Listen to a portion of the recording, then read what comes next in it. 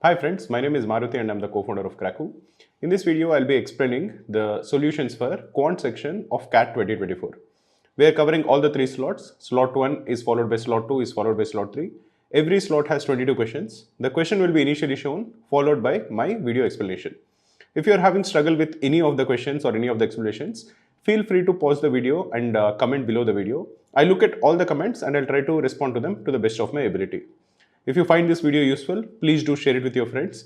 And if you have any doubts with respect to your CAT preparation, you can let us know in the comments. I will try to help you to the best of my abilities.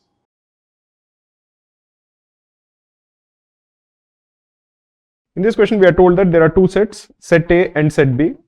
There is a function f which goes from A to B such that every element from B has at least one element from A. We are required to calculate the total number of such functions. For example, a function can be something like f of 2 is equal to 1, f of 3 is equal to 8, f of 5 is equal to 1, f of 7 is equal to 27, f of 11 is equal to 1 and f of 13 is equal to 8. Essentially, for every element in A, when you are passing it through the function, you will get an element in B. That is how this function is defined. The point is, or the restriction over here is that every element of B should have at least one element in A such that f of A is equal to B. If this restriction was not there, suppose this restriction that every element in B should have at least one element in A, if that is suppose not there, then the answer would be very simple. We can say that f of 2 can be any one of 1, 8 or 7, so it can be selected in 3 ways. Similarly, f of 3 can be either 1, 8 and 27, that can be selected in 3 ways.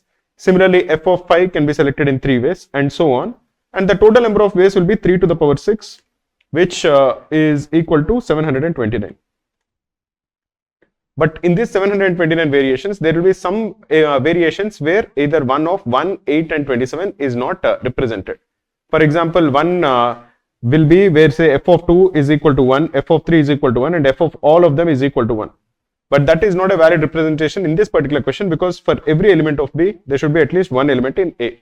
That is, we should have some number, should be f of that number is equal to 1, some number f of that number is equal to 8 and some number where f of that number is equal to 27. That is basically the restriction. I am giving you all of this so that you understand what exactly is being asked. Now, if you are looking at how many ways in which you can actually do it. So, you have 6 elements in A and you have 3 elements in B. Now, you have to divide these 6 elements such that at least one element comes to every element in B. So, this 6 can be divided either as 4, 1 and 1 or it can be divided as 3, 2 and 1 or it can be divided as 2, 2 and 2. What do I mean by this? Suppose you are considering the last case, 2, 2 and 2. We are saying that there will be 2 elements in A such that f of that element is 1. There will be 2 elements in A such that f of that element is equal to 8. And there will be 2 elements in A such that f of that element is equal to 27. That is what we are being represented by this case of 2, 2 and 2. Overall, we have 6 elements in A. We are distributing them as 2, 2 and 2. In how many ways can we do this? The 2 elements for which f of that element is 1 can be selected in 6C 2 ways. Now you are left with 4 elements. 2 elements can be picked such that f of that element is equal to 8. They can be picked in 4C 2 ways. Then you are left with 2 elements. And those 2 elements will have f of that element to be 27. So the total number of ways this can be done is 6C2, which is 6 into 5 divided by 2, into 4C2, which is 4 into 3 divided by 2, into 2C2 is 1. 6 into 5 divided by 2 is 15. 4 into 3 divided by 2 is 6. This is equal to 90. Next, we will consider the case where 3 elements in B have the same element in A, 2 elements in B have the same element in A and 1 element is the same. Now, which element in B has 3 numbers from A can be selected in 3 ways.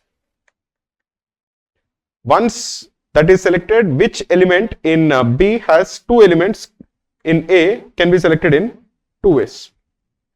Once that is selected, the 3 elements which are attached to B from A can be selected in 6C 3 ways.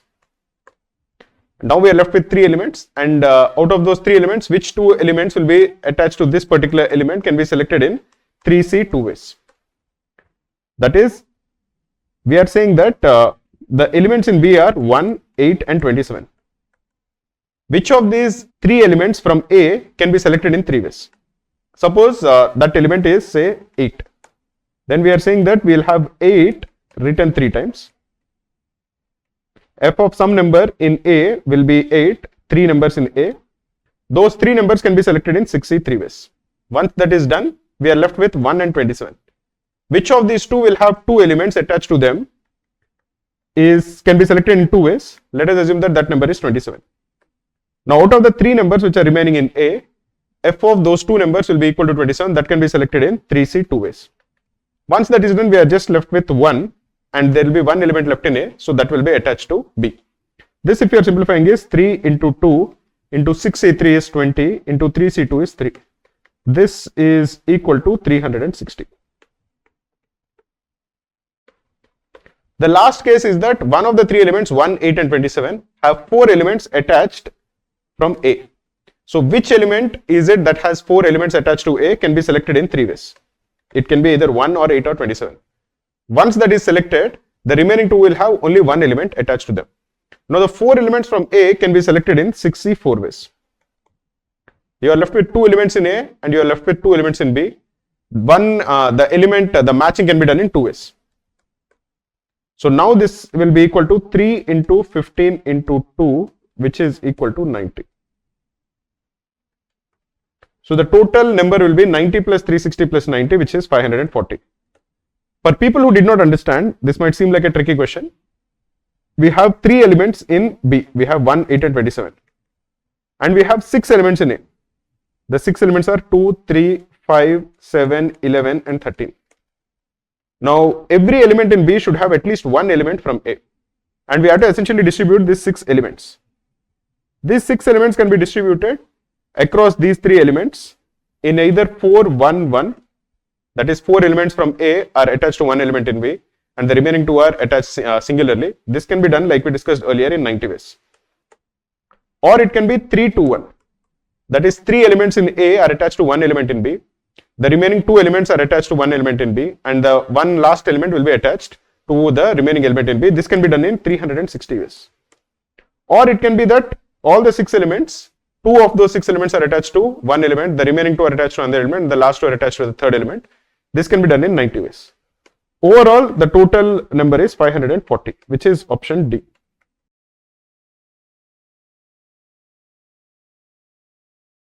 In this question, we are told that 4 times x square plus y square plus z square is equal to A and 4 times x minus y minus z is equal to 3 plus A.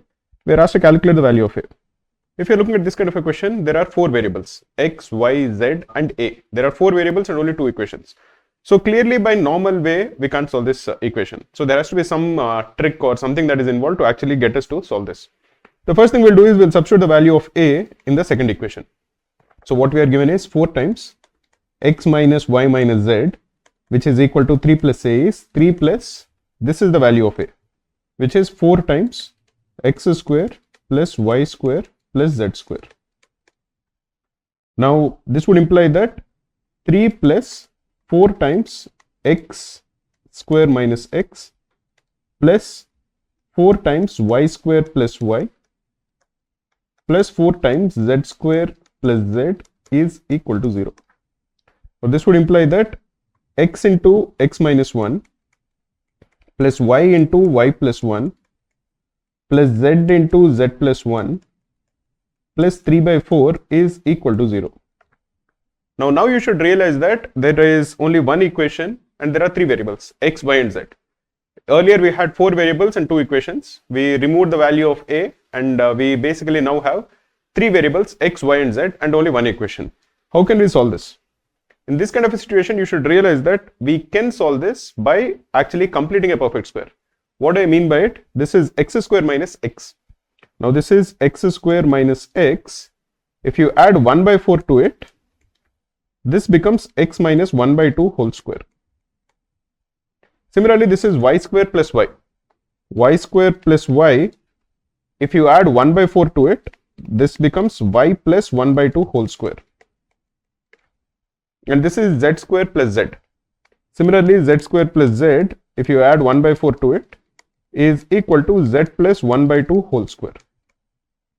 If you add all of them, The left hand side is just x square minus x, which is this one, plus y square plus y, which is this one, plus z square plus z, which is this one, plus 1 by 4 plus 1 by 4 plus 1 by 4 is basically 3 by 4. So essentially what we are given from this equation is x minus 1 by 2 whole square plus y plus 1 by 2 whole square plus z plus 1 by 2 whole square is equal to 0. The sum of three perfect squares is equal to 0. This would imply that each of the three numbers is equal to 0. So x has to be equal to 1 by 2, y has to be equal to minus 1 by 2, and z has to be equal to minus 1 by 2. So what is the value of 3 plus a? 3 plus a is 4 times x, which is 1 by 2, minus of y, which is plus 1 by 2, minus of z, which is again plus 1 by 2, is equal to 3 plus a. Or a plus 3 is equal to 6, or the value of a is equal to 3. So the answer for this question is option A.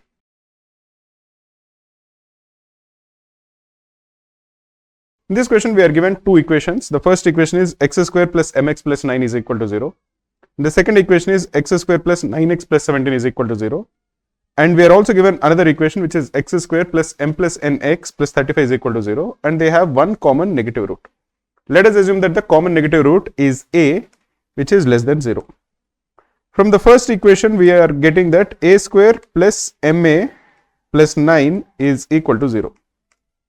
From the second equation, we are getting that a square plus na plus 17 is equal to 0. We can add both of them. We are going to get 2a square plus m plus na plus 26 is equal to 0.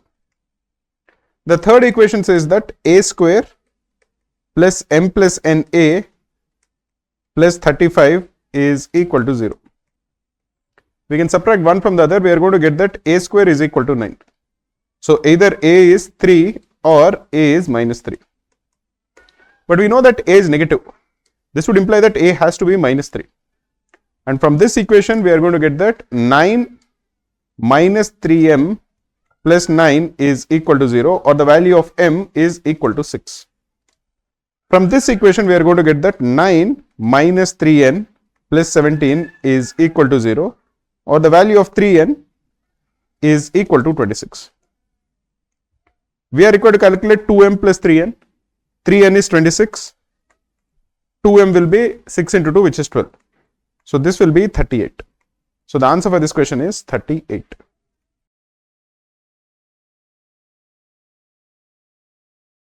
In this question, we are told that there is an arithmetic progression x1, x2, dot, dot, dot till x100. This is an arithmetic progression such that x5 is minus 4. If you assume that the common difference is d, the value of x6 is equal to minus 4 plus d. Similarly, the value of x9 is equal to minus 4 plus 4d. The value of x11 is minus 4 plus 6d. The value of x13 is minus 4 plus 8d. Using this equation, 2 into x6 is minus 8 plus 2d, plus 2 times x9 is minus 8 plus 8d. This is equal to x11, which is minus 4 plus 6d, plus x13, which is minus 4 plus 8d. You can cancel this and this, you can cancel this and this too. So essentially the value of 4d is equal to minus 8, or the value of d is minus 2. Therefore the value of x100, which is equal to minus 4 plus 95d, is equal to minus 4 plus minus 190, which is equal to minus 194. So the answer for this question is option A.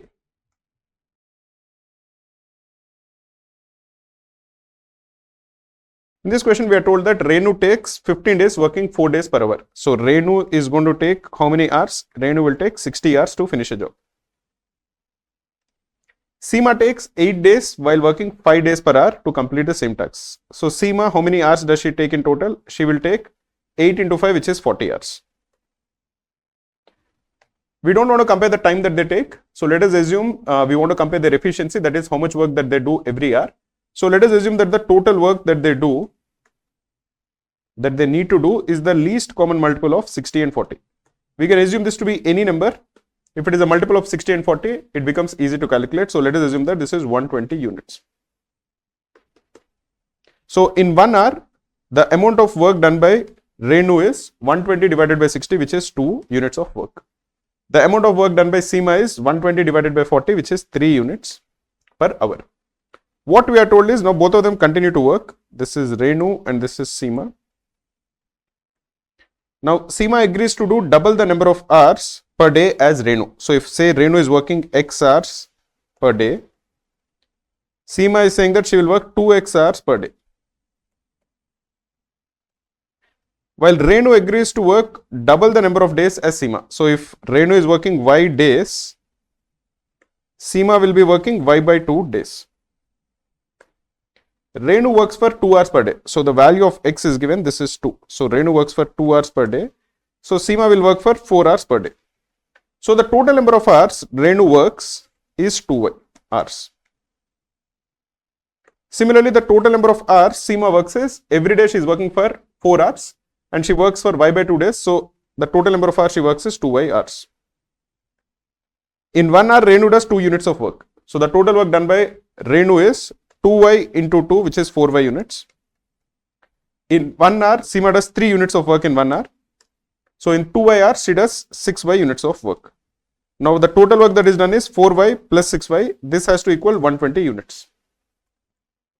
Or the value of 10y is 120. So the value of y is 12. What are we required to calculate? We are required to calculate the number of days Seema will work. Seema works for y by 2 days. Therefore, the number of days she will work is 6.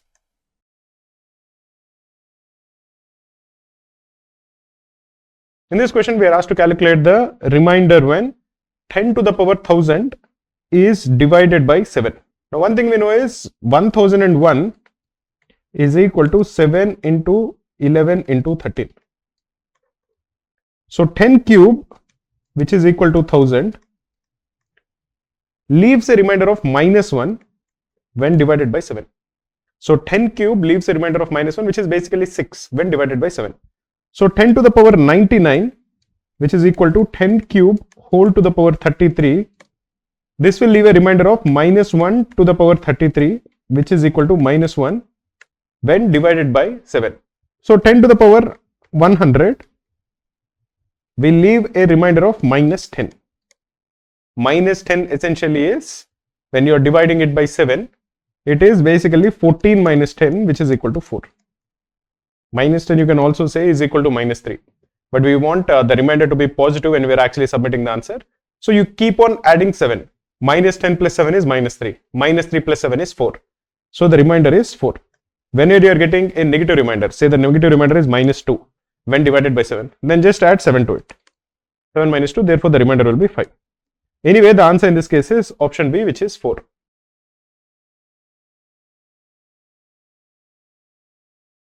In this question, we are asked to calculate the sum of all the real values of k for which this equation is satisfied.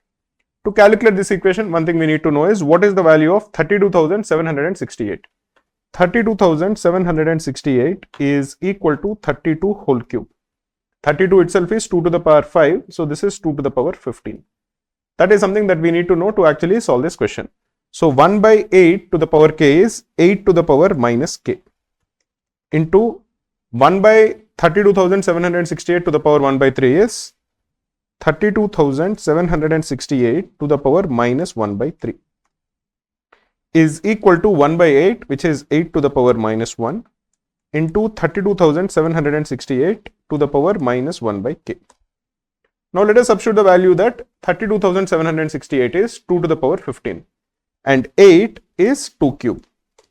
Once we are substituting that, this is 2 to the power minus 3k, which is 8 to the power minus k, into 2 to the power minus 5, because 32,768 is 2 to the power 15. 2 to the power 15 to the power minus 1 by 3 is 2 to the power minus 5 is equal to 2 to the power minus 3, which is 8 to the power minus 1, into 2 to the power minus 15 by k. So the left hand side is 2 to the power minus 3k minus 5.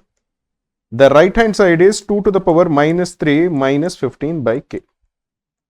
If you are now just comparing the powers of 2, we are going to get 3k plus 5 is equal to 3 plus 15 by k.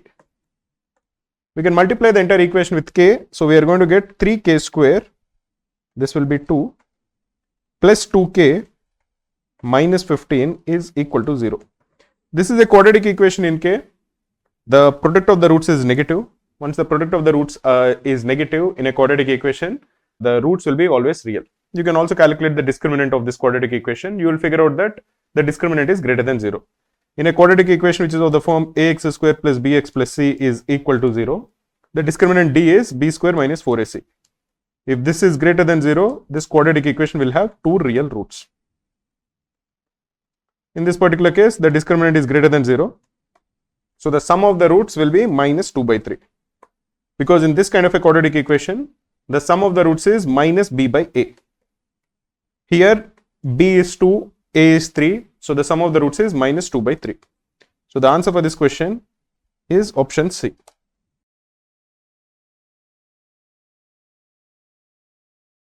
In this question, we are told that for any natural number n, let a of n be the largest integer not exceeding square root of n. We are required to calculate the value of a1 plus a2 plus dot dot dot till a50. What is a1? a1 will be 1. What is a2? The largest integer which is less than square root of 2 is again 1. What is a3? a3 is the largest integer which is less than square root of 3, which also is 1. What about a4? The largest integer which is less than or equal to square root of 4 is 2. Similarly, a5 is 2. This will continue till a8. The largest integer which is less than or equal to square root of 8 is 2. a9 is the largest integer which is less than or equal to square root of 9, which is 3. Similarly, a10 is 3. This will continue till a15.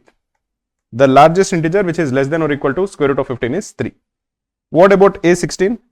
a16 is the largest integer which is less than or equal to square root of 16, which is 4. Similarly, a17 is 4. This will continue till a24. The largest integer which is less than or equal to square root of 24 is again 4. We know that 5 square is 25. So a of 25 is 5. And this will continue till a of 35. Because 6 square is 36, a of 36 is 6. This will continue till a of 48. This also is 6. 7 square is 49. So a of 49 is 7. A of 50, that is the largest integer which is less than or equal to square root of 50, is again 7. We are required to calculate the sum of all of this.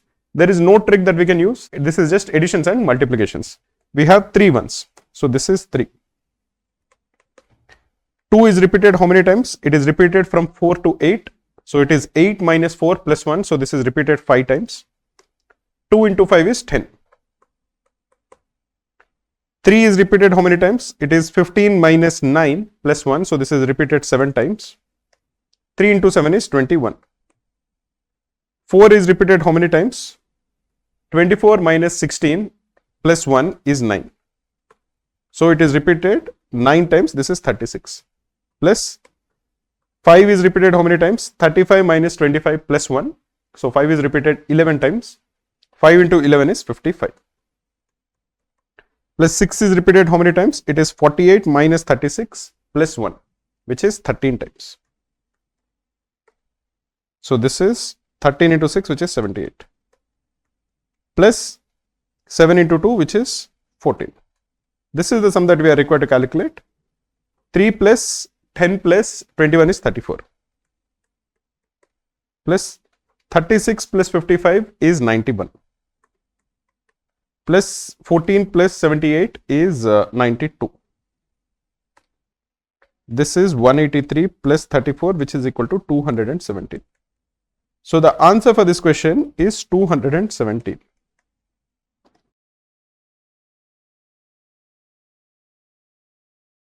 In this question, we are told that in September, the incomes of 3 people, Kamal, Amal and Vimal, are in the ratio of 8:6:5. So we have Kamal, we have Amal and we have Vimal. Their ratios of income are in the ratio of 8x, 6x and 5x. Now to pay the rent of a house, Kamal paid 15%, Amal paid 12% and Vimal paid 18% of their respective salaries. So what is the amount paid by Kamal? It is 8x into 15%, which is 1.2x. Amal is 6x into 12%, which is 0.72x. And Vimal is 5x into 18%, which is 0.9x. So the total rent is 1.2x plus 0.72x plus 0.9x. This is equal to 2.82x. In October, their salaries increased. The salary of Kamal increased by 10%. So we have to multiply Kamal's old salary with 1.1 and it becomes 8.8x. The salary of Amal increased by 12%. So we have to multiply this by 1.12, which is 1 plus 12%. So Amal's salary becomes 6x into 1.12, which is 6.72x. And for Vimal, it increased by 15%. So we have to multiply it with 1 plus 15%, which is 1.15. So this becomes 5.75x. So what is their total salary now? The total salary is 8.8x plus 6.72x plus 5.75x. If you add both of them, we are going to get 12.47x. To that you add 8.8x. You are going to get 21.27x. So the percentage of total income that will be paid as house rent is 2.82 divided by 21.27 into 100. This will be approximately 13.26%, which is option B.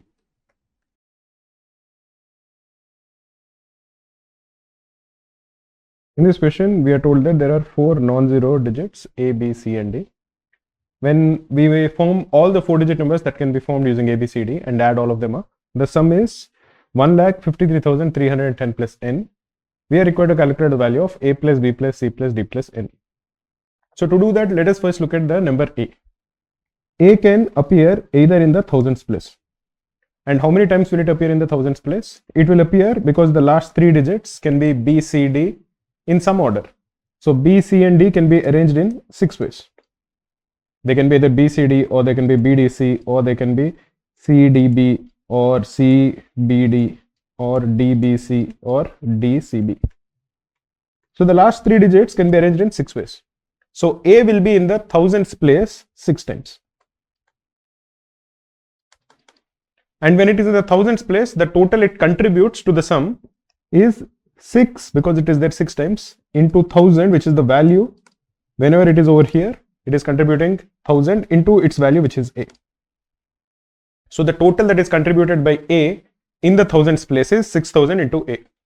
Similarly, A will be in the hundreds place 6 times. And the amount that is contributed is 6 into the place value is 100 into A. Similarly, A will be in the tens place 6 times. And it contributes 6 into 10 into A to the sum. And finally, it will contribute, it is there in the units place 6 times. And it contributes 6A. So the total that is contributed by A to the sum is 6666 into A. The total similarly that is contributed by B is 6666 into B. And the total that is contributed by C is 6666 into C. And the total that is contributed by D is 6666 into D. So the total sum of all the 4-digit numbers is 6666 into A plus B plus C plus D. This we are told is 1,53,310 plus N. Now we have to figure out what is the value of N. One thing that you can actually figure out quite easily is this number is an even number. It is a multiple of 2. Similarly, you will identify that it is even a multiple of 11 because 6666, this number is a multiple of 11. This number is a multiple of 3, this number is a multiple of 11. These are numbers that you can easily identify as the factors. So, first of all, it has to be an even number. So, the value of N will be either 1533, basically this will be 1533, 10 is allowed, it's a single digit natural number. So, it is either 153312 or 153314. Or 153316 or 153318. Only these are the possible values. It is a multiple of 3 because 6666 is a multiple of 3. So we will figure out that the sum, it is either these two because the remaining two are not multiples of 3. So it is either this or it is this. Again, it has to be a multiple of 11. If you figure it out, this is not a multiple of 11. The only possibility is this one. So the value of n is 8 and the value of a plus b plus c plus d is 1,53,318 divided by 6666, which will come to 23. So the sum of these two is 23 plus 8, which is 31.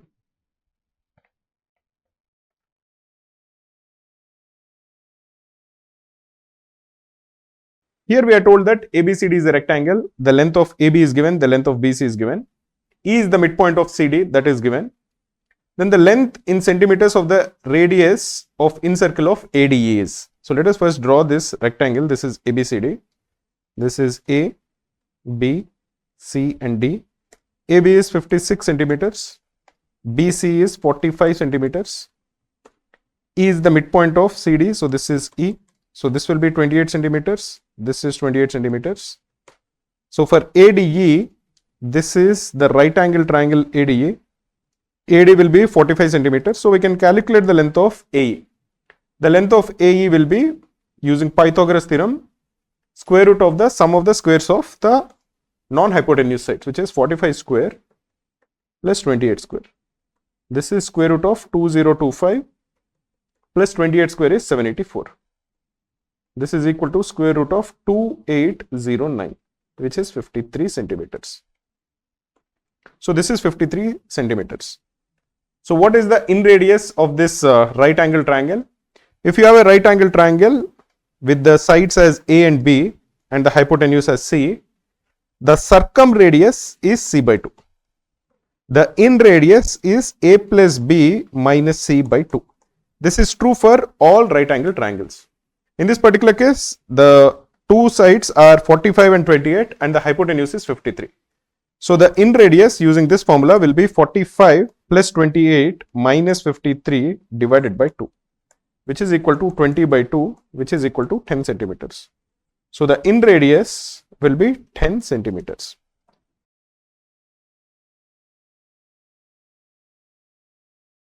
In this question, we are asked to calculate the area that is bounded by the inequalities. Y is greater than or equal to x plus 4. And x square plus y square plus 4x minus y is less than or equal to 0 and greater than or equal to minus 4. This is basically a straight line, because if you are looking for the regions that are bounded by curves, we will first use the equalities. So if you are looking at y is equal to x plus 4, this is a straight line. Similarly, over here we have two inequalities, but both of them represent a circle. What does that mean? This means that if you are looking at the expression that is bounded within the inequalities, which is x square plus y square plus 4 times x minus y. This is equal to x square plus 4x plus y square minus 4y. Now you can add plus 4 here and plus 4 here, but because you have added 8, you can subtract 8. So this is essentially equal to x plus 2 whole square plus y minus 2 whole square minus 8. That is the value of this expression. So what we are essentially told is that the second inequality is x plus 2 whole square plus y minus 2 whole square minus 8 is less than or equal to 0 is greater than or equal to minus 4. If you are adding 8 to all terms of this inequality, we are going to get 4 is less than or equal to x plus 2 whole square plus y minus 2 whole square is less than or equal to 8. This is part of a circle. This also is part of a circle, because we know the equation of a circle. The equation of a circle is of the form x minus a whole square plus y minus b whole square is equal to r square. This is a circle with center at a comma b and the radius at r. So if you are looking at the right hand side, let us first draw the y-axis and the x-axis. This is the y-axis, this is the x-axis. The center of both the circles is minus 2 comma 2. It will be over here. The right hand side will be a circle. The radius of the circle is square root of 8. So it will be something like this. I think it will actually go through origin. Because you know that the distance of this point O from the origin is 8, square root of 8. So it will actually go through the origin. That is not needed, but it is an interesting thing to note. The second one is over here, which is x plus 2 whole square plus y minus 2 whole square is equal to 4. That will be a circle which will be smaller. The radius is smaller. It will be something like this. So the area that is bounded by both the curves, this side will imply that it lies outside the smaller circle. Because it is less than or equal to 8, it would imply that it is inside the larger circle.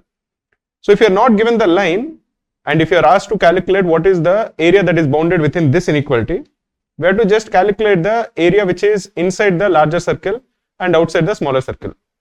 But because we are given a line, the equation of the line is y is x plus 4. One thing you will notice is that y is x plus 4 will pass through the center of this circle. Because if x is equal to minus 2 and y is equal to 2, it actually satisfies the given equation. So that line will be something like this.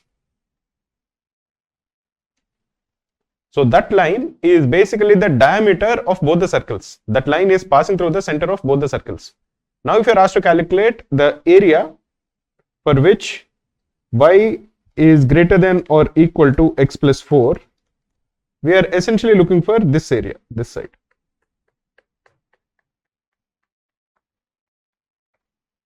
To calculate that, we will first calculate the area of the outer circle. Let us assume that that is C1. Let us assume that is C2. From that, subtract the area of the inner circle. Let that be C1 and then divide it by 2. Because at the end of the day, we have two concentric circles. This is one circle. This is another circle. And we have a diameter which is passing through them. And we are essentially asked to calculate this area, which will be half of the overall area which is outside the smaller circle and inside the larger circle. What is the area of the larger circle? The radius is square root of 8. So the area of the larger circle will be pi into 8. What is the area of the smaller circle? The radius is 2. So the area of the smaller circle is 4 pi. Divide this by 2. We are going to get the answer as 2 pi. So the answer for this question is option A, which is 2 pi.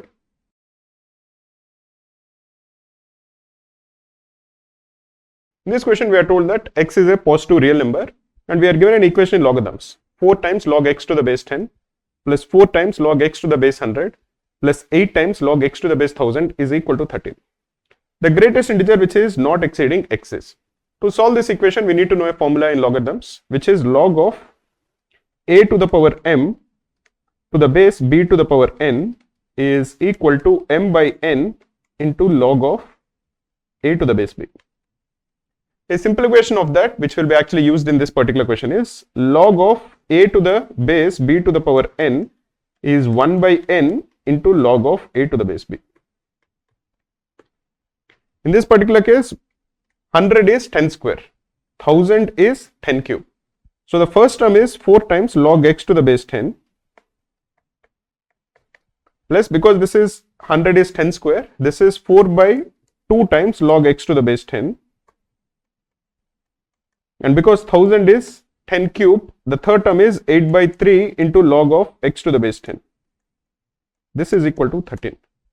If you are simplifying it, the left hand side you can take log x to the base 10 common, and this is 4 plus 4 by 2 is 2 plus 8 by 3.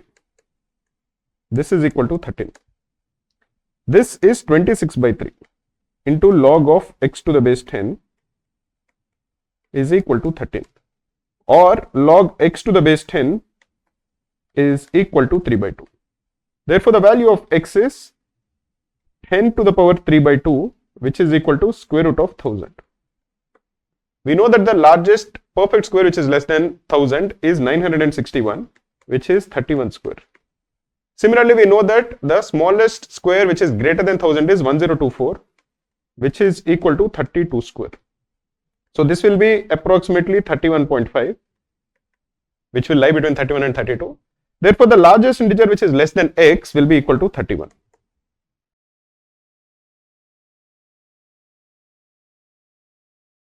In this question, we are told that the selling price of a product is fixed to ensure a profit of 40%. So let us assume that the cost price of a product is X. So the selling price of the product, because we are ensuring 40% profit, is 1.4x.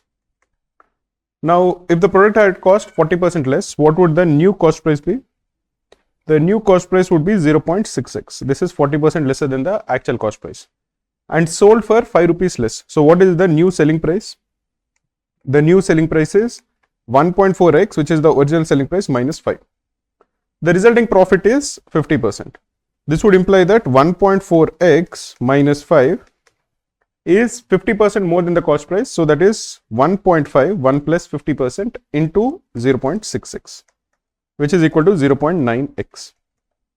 So 1.4x minus 5 is 0.9x, or 0.5x is equal to 5, or the value of x is equal to 10. So the original cost price is 10, original selling price is 14. We are required to calculate the original selling price, which is equal to 14, which is option B.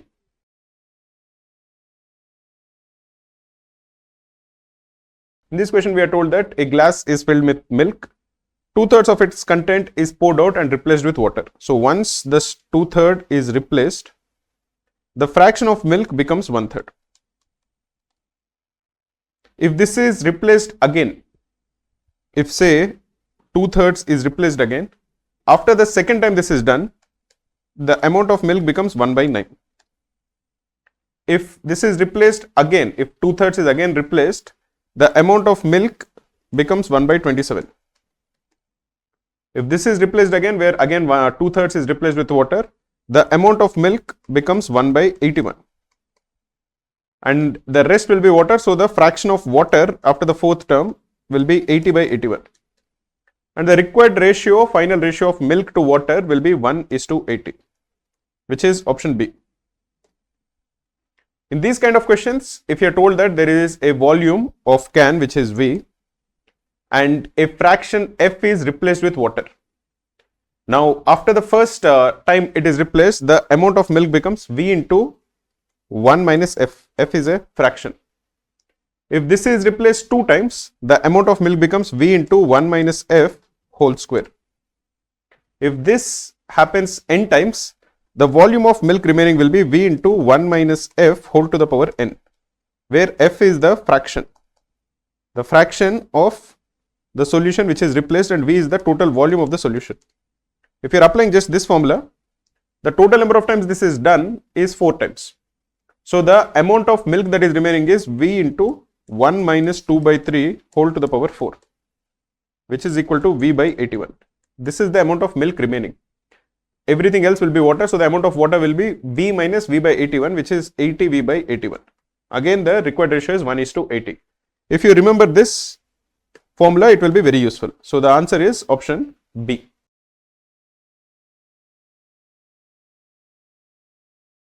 In this question, we are told that there is a fruit seller who has 187 fruits. They consist of apples, mangoes, and oranges. So he has some apples, he has some mangoes, and he has some oranges. The ratio of the number of apples to mangoes is 5:2. So let us assume that he has 5x apples and 2x mangoes. And let us assume that the number of oranges is O. So 7x plus O is equal to 187. This is one equation. He sold 75 apples. So he sold 75 apples, and he sold 26 mangoes, and he sold half the oranges. So what is he left with? He is left with 5x minus 75 apples. He is left with 2x minus 26 mangoes, and he is left with O/2 oranges. The ratio of the unsold apples to unsold oranges, this two, is 3:2. So this would imply that 5x minus 75 divided by O/2 is equal to 3/2. Or this would imply that 5x minus 75 is equal to 3O/4. We can multiply the entire equation with 4. So we are going to get 20x minus 300 is equal to 3O. Remember that this is O, this is not 30. 7x plus O is 187. So this would imply that over here 3O will be 3 into 187, that is 561 minus 21x. We can equate these two. This is 3O, this is 3O. We can equate both of them. So this would imply that 561 minus 21x is equal to 20x minus 300, or the value of 41x is 861.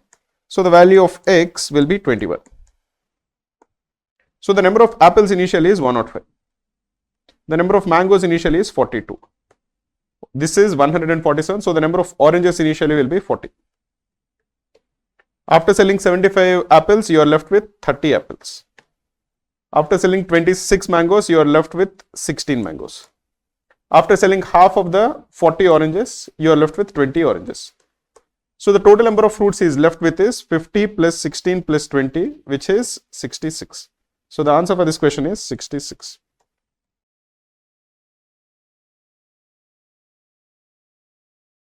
In this question, we are told that there are two places A and B which are 45 kilometers apart and connected by a straight road. Anil goes from A to B while Sunil goes from B to A. So we have two roads like this, 2 points. This is A and B. Anil goes from A to B. Let us assume that his speed is A. Sunil goes from B to A. Let us assume that his speed is B. They cross each other at exactly 1 hour 30 minutes. So what does this tell us? Anil is going this side, Sunil is going this side. So their relative speed with respect to each other is A plus B. And the relative speed into the time it takes, which is 1.5 hours, will be the distance between them initially, which is 45 kilometers. Or what we are told is that A plus B is 30 kilometers per hour, or the value of B is 30 minus A. We are told that Anil reaches B exactly 1 hour 15 minutes after Sunil reaches A. The time taken by Sunil to reach A is 45 divided by B. The time it takes Anil to reach B is 45 divided by A. What we are told is that Anil reaches B exactly 1 hour 15 minutes after Sunil reaches A. So this plus 5 by 4 has to be equal to this. We can divide the entire equation with 5. So 9 by, and B is 30 minus A, 9 by 30 minus A plus 1 by 4 is equal to 9 by A. We can simplify this. 9 by A minus 9 by 30 minus A is equal to 1 by 4. Or this is 270 minus 18A into 4 is equal to A into 30 minus A. We can simplify this as A square minus 102A plus 10,800 is equal to 0. We can factorize this as A minus 12 into A minus 90 is equal to 0, or the value of A is equal to 12 kilometers per hour. Because A plus B is 30, we cannot have A to be equal to 90. So the speed of A is 12 kilometers per hour, which is option D.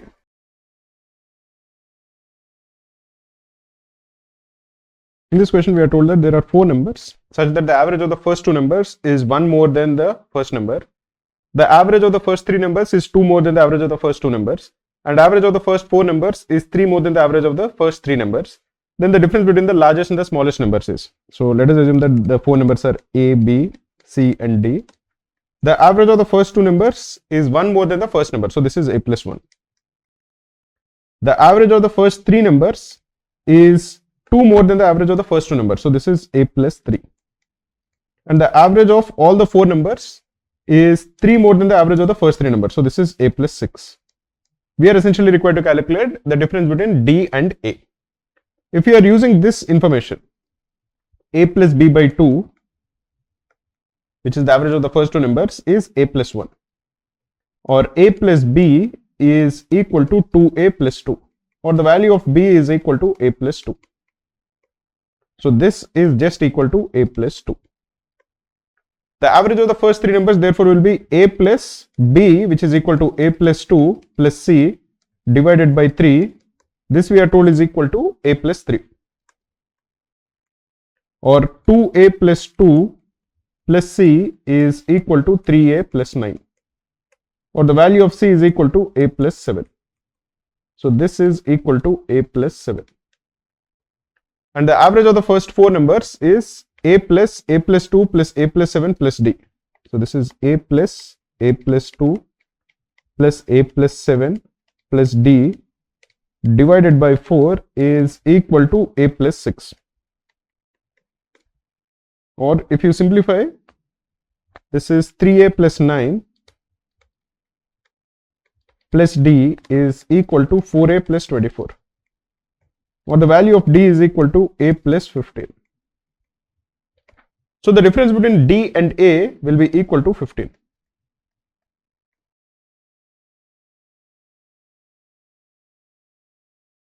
In this question, we are told that there is an amount which is 10,000 rupees. This was deposited in a bank A for a certain number of years at a simple interest of 5%. Let us assume that it was deposited in this bank for n years. So the simple interest will be principal, which is 10,000 into 5% into n. This is equal to 500n. So the total amount that is received will be 10,000, which is the principal, plus the simple interest, which is 500n. This was deposited in another bank B for 5 years. So this is 5 years at a simple interest of 6% per annum. Therefore, this is the simple interest that is earned on the second amount. This, we are told, is in the ratio of 10:13. That is, if 500n divided by, if this second interest is say x, 500n divided by x is in the ratio of 10 divided by 13. Or this would imply that the value of x is 650n. So this second simple interest is basically 650n. We use this equation to calculate the value of n. 6 into 5 is 30.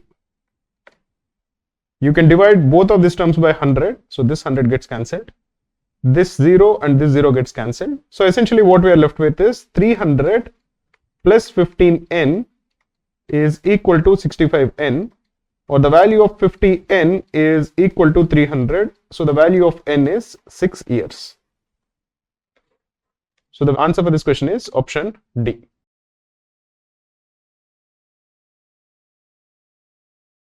In this question, we are told that there is a shop which wants to sell a certain quantity in kilograms of grains. So let us assume that that quantity is equal to x.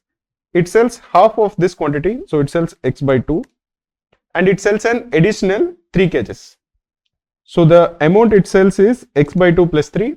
So the amount that is remaining is x by 2 minus 3, which is basically x minus this is the amount that is remaining. Now this is the amount that is remaining. For the second customer, it again sells half of the remaining quantity. So it sells x by 2 minus 3, which is the remaining amount, divided by 2, and it gives an additional 3 kgs, so plus 3. This is the amount that is sold to the second customer. So the amount that is remaining will be whatever was remaining originally minus of this. So this is x by 2 minus 3 minus of this, which will basically come to x by 2 minus 3 divided by 2 minus 3. This is the amount that is remaining. We can simplify it because it is getting unnecessarily complex. So this is x by 4 minus 4.5. This is the amount that is remaining after selling it to the second customer. Again, they sell half of the remaining quantity. So the amount they sold is x by 2 minus 4.5 divided by 2, and they sell additional 3 kgs. And now the amount remaining is 0. So if the amount remaining is 0, this would imply that they sold the entire amount of the remaining quantity, which is x by 4 minus 4.5. This is basically the equation we have. If you solve this equation, we will get the value of x. So if you are simplifying it, this is x by 4, sorry. This will just multiply the entire equation, or we can simplify this. This is x by 4 minus 4.5 divided by 2 is equal to 3. This would imply that x by 4 minus 4.5 is equal to 6, or x by 4 is equal to 10.5, or the value of x is equal to 42 kgs. So the answer for this question is option C, which is 42.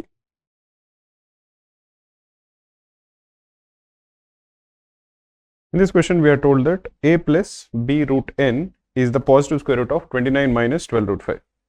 A and B are integers where n is a natural number. We are asked to calculate the maximum value of a plus b plus n. So if you are squaring a plus b root n, we have to get 29 minus 12 root 5.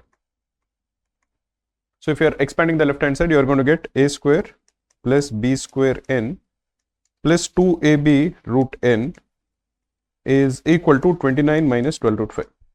If you are comparing the rational part and the irrational part, this is the rational part of the left hand side. So a square plus b square n has to be equal to the rational part on the right hand side, which is 29. And the irrational part on the left hand side is 2ab root n. So 2ab root n has to be equal to minus 12 root 5. Or ab root n has to be equal to minus 6 root 5. If you are just squaring the second equation, you are going to get a square b square n is equal to 36 into 5, which is 180. Now b square n is over here and over here. So we can assume that b square n is equal to 180 by a square. If you are substituting b square n in the first equation, you are going to get a square plus 180 by a square is equal to 29. Or a to the power 4 minus 29a square plus 180 is equal to 0. Or a square minus 9 into a square minus 20 is equal to 0. So the value of a square is either 9 or it is equal to 20. We are told that a and b are integers. So a square cannot be equal to 20 because a cannot be square root of 20, which is an irrational number. This would imply that a square is 9. B square n is 180 by a square, and if a square is 9, b square n is equal to 20. So now we will have some cases. If b square n is equal to 20, either b square is 1, n is 20, and a square is always 9. This is one case. The second case is b square is equal to 4, n is equal to 5, and a square is equal to 9 again. Now we are required to maximize a plus b plus n. Here we know that b is plus or minus 1, a is plus or minus 3, and n is 20. So very clearly the value of a plus b plus n will be maximum over here, because on the other hand b is plus or minus 2, a is plus or minus 3, n is only 5. So a plus b plus n in this particular case will be a maximum of 10, which will be lesser than n over here. So if you are trying to maximize a plus b plus n, we have to look only at this and we can try to figure it out. If you are not sure about it, you are just going to expand 4 cases and you will have to figure out which of the 4 cases actually satisfies. Let us solve the 4 cases. The 4 cases are either b is 1 and a is minus 3, because we want a into b to be negative. A b root n is minus 6 root 5. So if a is positive, b is negative. So either b is 1, a is minus 3, or b is minus 1 and a is 3. N is equal to 20. In this particular case, n is equal to 5 and either b is 2 and a is minus 3, or b is minus 2 and a is 3, because we want a into b to be negative. So over here the value of the irrational number which whose square is 29 minus 12 root 5 will be minus 3 plus square root of 20. In this case it will be 3 minus square root of 20. Over here it will be minus 3 plus 2 root 5. Here it will be 3 minus 2 root 5. We know that the particular number is a positive square root. We are told that this is a positive square root. So it cannot be 3 minus square root of 20, because that is negative. Similarly, it cannot be 3 minus 2 square root of 5, because that also is negative. So essentially we are left with only 2 cases, either this case or this case. In this case, n is 20, b is 1, a is minus 3, and the sum of a plus b plus n is 18. In this case, n is 5, b is 2, a is minus 3, and the value of a plus b plus n will be equal to 4. We are trying to maximize, so the correct answer is 18, which is option A.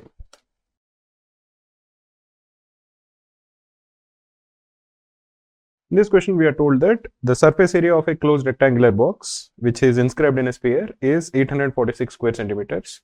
So if you assume that The rectangular box, which is a cuboid, is something like this.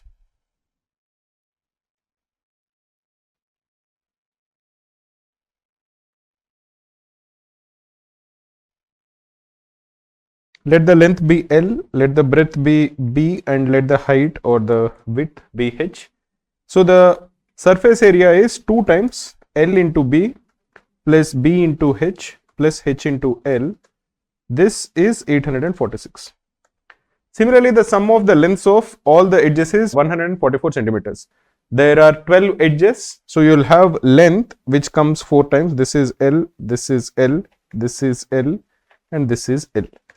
Similarly, breadth also comes 4 times. This is breadth, this also is breadth, this is also breadth, and this also is breadth. Similarly, height also comes 4 times. So basically, the length of L plus B plus H will be 144 divided by 4, which is 36. We are required to calculate the volume of the cubic sphere. So the cubic sphere, the center will coincide with that of the cuboid, and the radius will be the distance to one of the edges. Now, if you think about it, this distance, if this is R square will be L by 2 square plus B by 2 square plus H by 2 square. Because this is the center of the cuboid, this will be equal to B by 2. This over here is equal to L by 2, and this over here will be equal to H by 2. It is similar to the length of the diagonal of a cuboid. The length of the diagonal of a cuboid is square root of L square plus B square plus H square, but this will be the center point of the diagonal. So the length of the radius will be L by 2 square plus B by 2 square plus H by 2 square. That is the value of R square, which we can actually calculate. This is equal to L square plus B square plus H square divided by 4. We have the value of L plus B plus H. We have the value of 2 times LB plus BH plus HL. So we can calculate the sum of the squares of L square plus B square plus H square. We know that L plus B plus H whole square is equal to L square plus B square plus H square plus 2 times LB plus BH plus HL. This will be 36 square, which is 1296. Is equal to L square plus B square plus H square plus this is equal to 846. Or the value of L square plus B square plus H square is equal to 450. If this is equal to 450, the value of R square is equal to 450 divided by 4, or the value of R is equal to square root of 450 divided by 2. The volume of the sphere, once you know the radius, is given by the formula 4 by 3 pi r cube. In this question, we know the radius. So the volume of the sphere, which will be 4 by 3 into pi r cube, will be 4 by 3 into pi into r cube is basically r square into r. So that is square root of 450 divided by 2. This is r into r square, which is 450 divided by 4. We just have to simplify this. We can cancel 4, we can cancel 4. This is 6, this is 75. Square root of 450 is 225 into 2. So this is 75 into pi into square root of 450 is 225, which is 15 square. So this is 15 square root of 2. This is 1125 pi square root of 2. So that will be option C.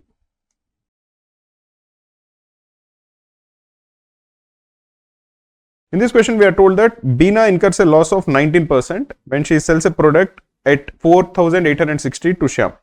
So for Bina, the selling price is 4860 and the loss percentage is 19%. So the cost price for Bina is selling price divided by 1 minus loss percent. That is 4860 divided by 1 minus 0.19, which is equal to 4860 divided by 0.81, which is equal to 6000. So the cost price for Bina is 6000. She sells it to Shyam. So for Shyam, the cost price is equal to the selling price of Bina, because Bina is selling it to Shyam. The cost price for Shyam is 4860. This guy sells it to somebody, he sells it to Hari, we don't know the selling price. But if Bina would have sold the product to Shyam at the purchase price of Hari, she would have obtained a profit of 17%. So what is the new selling price? What is the selling price at which Beena should have sold to get a profit of 17%? That is cost price into 1 plus profit percent. This is into 1.17, which will come to 7020.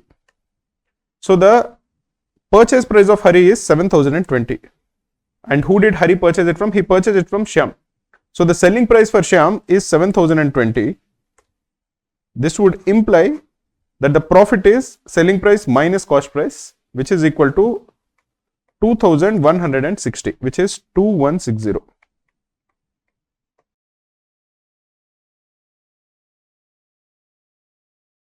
In this question, we are told that the coordinates of three vertices of a triangle are given. They are 1, 2, 7, 2 and 1, 10.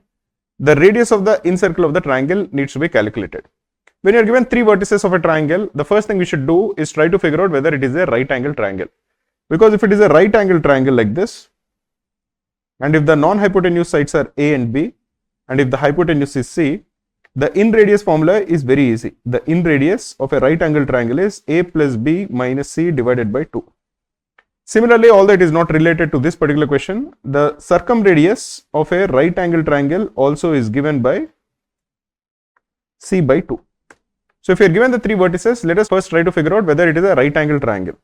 If this is the y-axis and if this is the x-axis, this will be 1, 2 and this will be 7, 2 and this will be 1, 10. So you can notice that this is actually a right angle triangle. This line is parallel to the y-axis, this line is parallel to the x-axis, and this is the hypotenuse. The length of the base is 7 minus 1, which is 6 units. The height of the triangle is 10 minus 2, which is 8 units. Therefore, the hypotenuse will be square root of 6 square plus 8 square, which is square root of 36 plus 64, which is equal to 10 units. So now we can calculate the in radius of this triangle, which will be 6 plus 8 minus 10 by 2. So the in radius is 6 plus 8 minus 10 by 2, which is equal to 2 units. So the answer for this question is 2.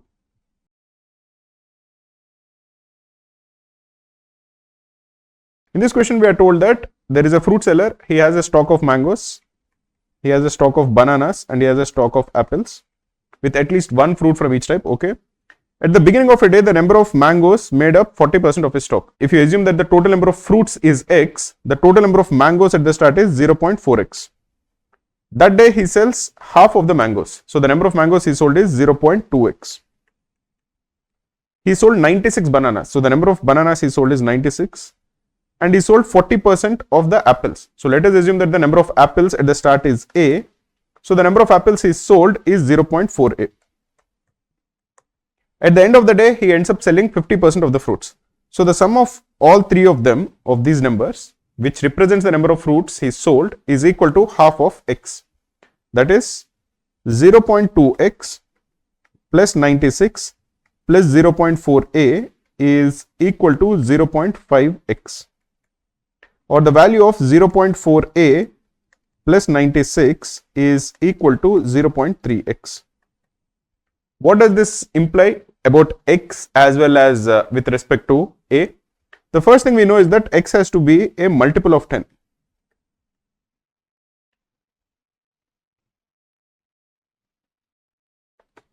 Why should x be a multiple of 10?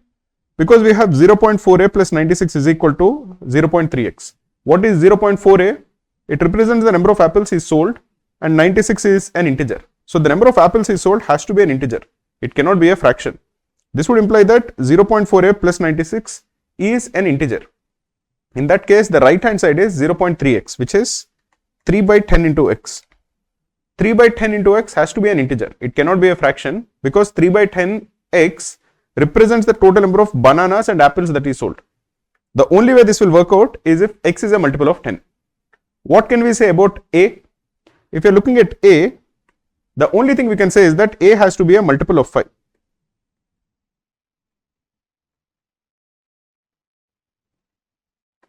Why should a be a multiple of 5? Because 0.4a, which is basically equal to 2a by 5, has to be an integer. That is the number of apples that were sold on a particular day. So 2a by 5 has to be an integer So A has to be a multiple of 5. These are the two things that we can say. Now let us just multiply this equation with 10 so that we can remove the decimals. So what we are going to get is 4A plus 960 is equal to 3x. Or we can divide the entire equation with 3. X is equal to 960 divided by 3 is 320 plus 4A by 3. Now it would imply that A has to be a multiple of 5 and it has to be a multiple of 3. Because if A is not a multiple of 3, this will be a fraction. So X will be a fraction, which is not possible. X is the total number of fruits that are sold. So it has to be an integer. So what is the smallest multiple of 5 and 3? The smallest multiple of 5 and 3 is 15. So if you're trying to find out the smallest value of X, let us substitute A to be equal to 15. Then the value of X will be 320 plus 4 by 3 into 15. 4 by 3 into 15 is 20. So X will be equal to 340. So the smallest possible value of X is 340, which will happen when A is 15. Just to ensure that we didn't make any mistake, let us try to put the values and confirm that it is the case. So if the total number of fruits initially is 340, the number of mangoes will be 40% of 340, which is equal to 136. The number of bananas we don't know, but the number of apples is A, which is 15. The remaining have to be bananas, which will be equal to 340 minus 136 minus 15. This will be, I think, 189. What is the number of mangoes that are sold? Half of the mangoes were sold, which is 68. What is the number of bananas sold? 96 bananas were sold. What is the number of apples sold? 40% of the apples were sold, which will be equal to 6, which is 0.4 into 15. So the total number of fruits that are sold is 68 plus 96 plus 6, which is 170. This is exactly half of 340. So there is no contradiction. This is what I would suggest students to do when they are solving these kind of questions which involve maximizing or minimizing, so that there is no fraction also involved. Anyway, the smallest possible number of total fruits will be 340. In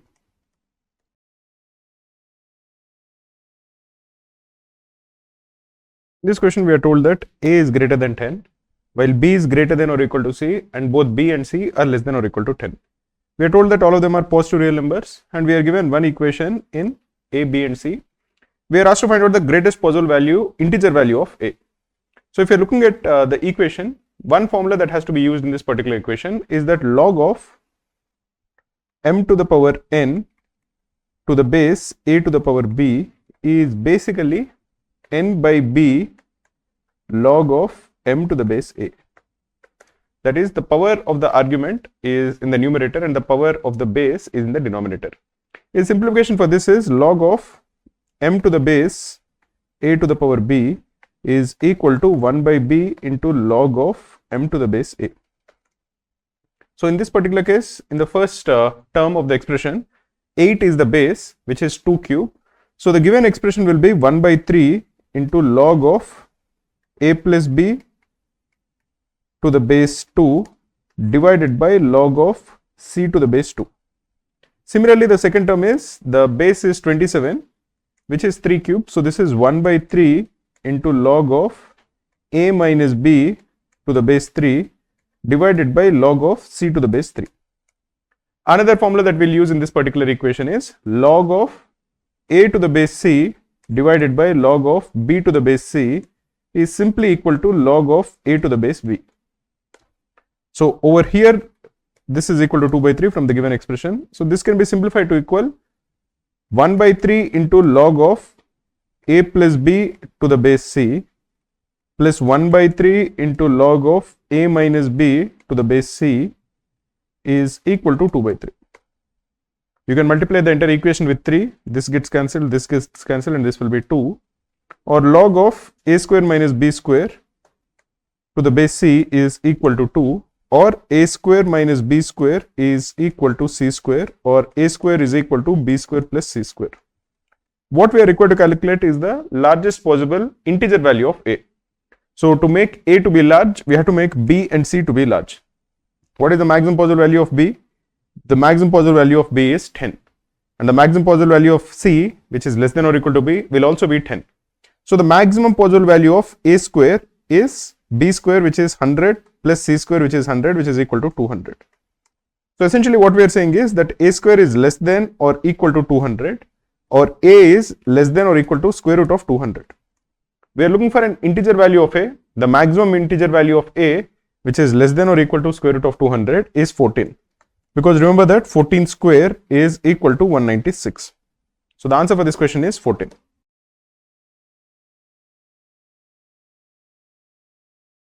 A function f maps the set of natural numbers such that f of xy is equal to f of x into f of y plus f of x plus f of y for all xy, and f of p is 1 for every prime number p. We are asked to calculate the value of f of 1,60,000. So this would imply that if you have a prime number p, the value of the function is 1. This is given to us. So what about the value of f of p square? F of p square will be equal to 1 into 1 plus 1 plus 1, which is equal to 3. Similarly, we can calculate the value of the function for every power of a prime number. So 1,60,000, let us try to do the prime factorization of 1,60,000. This is 1,60,000. This is equal to 16 into 10,000. 16 is 2 to the power 4 and 10,000 is 100 square, which is basically 10 to the power 4. So this is 2 to the power 4 into 10 to the power 4. 10 again is 2 into 5. So this is essentially equal to 2 to the power 8 into 5 to the power 4. 2 we know is a prime number, 5 we know is a prime number. So we essentially need to calculate the value of the function for the power of 8 and the power of 4 for prime numbers. So f of p to the power 4 will be equal to, because p to the power 4 is p square into p square. This is 3 into 3, which is f of x into f of y, plus 3, which is equal to 15. Similarly, f of p to the power 8, because p to the power 8 is p to the power 4 into p to the power 4, will be equal to 15 into 15. This is f of x into f of y, plus 15 plus 15. This is equal to 255. So f of 2 to the power 8 is equal to 255. F of 5 to the power 4 is equal to 15. We have calculated this. So the value of their product, that is f of 2 to the power 8 into 5 to the power 4, will be equal to, using the formula, 255 into 15 plus 255 plus 15. If you simplify this, you are going to get the answer as 4095. So the value of this question, the answer will be option A.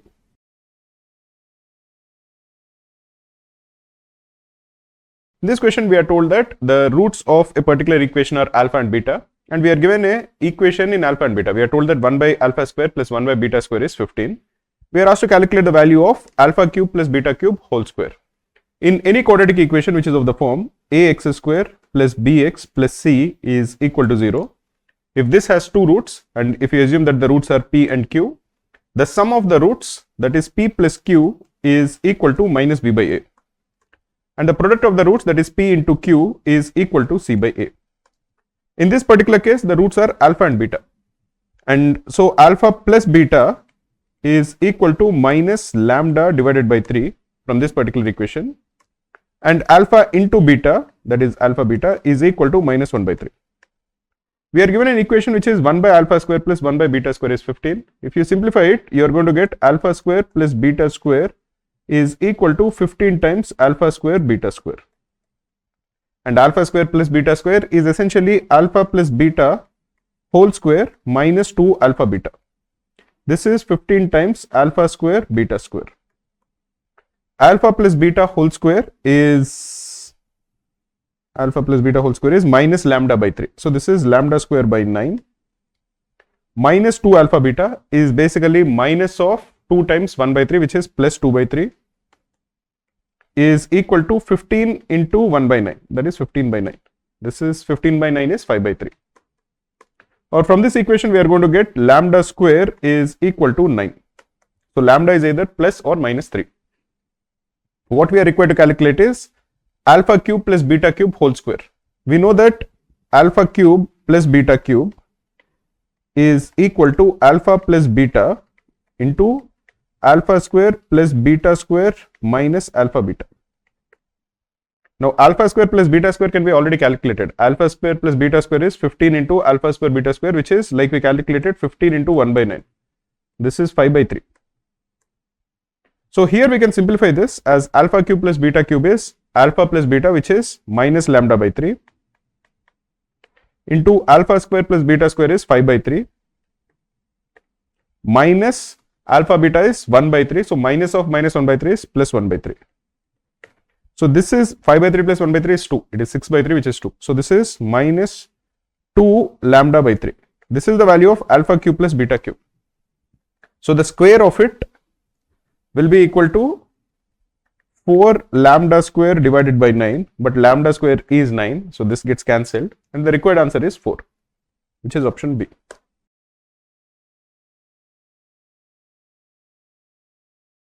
In this question, we are told that Rajesh's age was the same as the present age of Garima. The ratio of their ages is 3:2. When Garima's age becomes the same as the present age of Rajesh, the ratio of the ages of Rajesh and Garima will become what? So we have Rajesh's age and we have Garima's age. Let us assume that Garima's age is G, Rajesh's age is R. When Rajesh was Garima's age, Rajesh's age was G. This is how many years ago? This would be R minus G years ago. At that time, what is the age of Garima? If you are taking back Garima R minus G years, her age will be G minus R minus G, which is equal to 2G minus R. At that time, the ratio is given, that is this divided by this is given. G divided by 2G minus R is 3 by 2. Or 2G is equal to 6G minus 3R, or the value of 4G is equal to 3R, or the value of G by R is 3 by 4. What we are asked is when Garima's age becomes the same as the present age of Rajesh. So Garima is currently G, Rajesh is currently R. When Garima becomes Rajesh's age of R, how many years will it take? It will again take R minus G years, but this time in the future.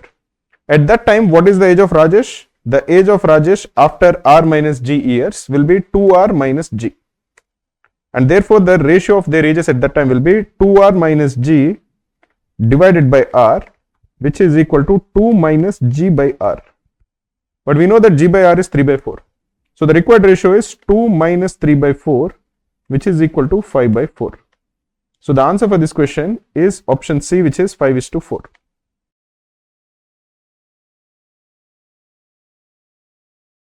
In this question, we are told that there are 3 circles of equal radii. They touch each other externally, and 2 other circles X and Y are drawn such that both of them touch each of the 3 previous circles. The radius of X is greater than the radius of Y. We are asked to calculate the ratio of the radius of X and Y. So let us assume that the 3 circles are like this, which have equal radii. This is the first circle, this is the second circle, and this is the third circle. Something like this. Now we have one circle which is inside these 3 circles like this, and we have one circle which is outside the 3 circles, something like this. Let us assume that these look like circles. I know that they don't look like circles, but assume that they are actually circles. Now let the radius of the equal circles be R. If you are joining, this is R and this is R, and if this is the center point of the smaller circle, it will be the center point of even the bigger circle. That is, the center of the circles X and Y will match just by symmetry. Both of them will be in the center of the 3 circles. Now, if you are joining if this point is say O, this is say A, and this is say B, and if you are joining these two and you extend it, it will meet at the edge. Now what we know is that if the radius of the bigger circle X is say capital R1, and if the radius of the smaller circle is say R2, one thing we should notice is if you are looking at the triangle ABO, this is O, this is B, and this is A. If you are looking at that one particular triangle, it will be something like this.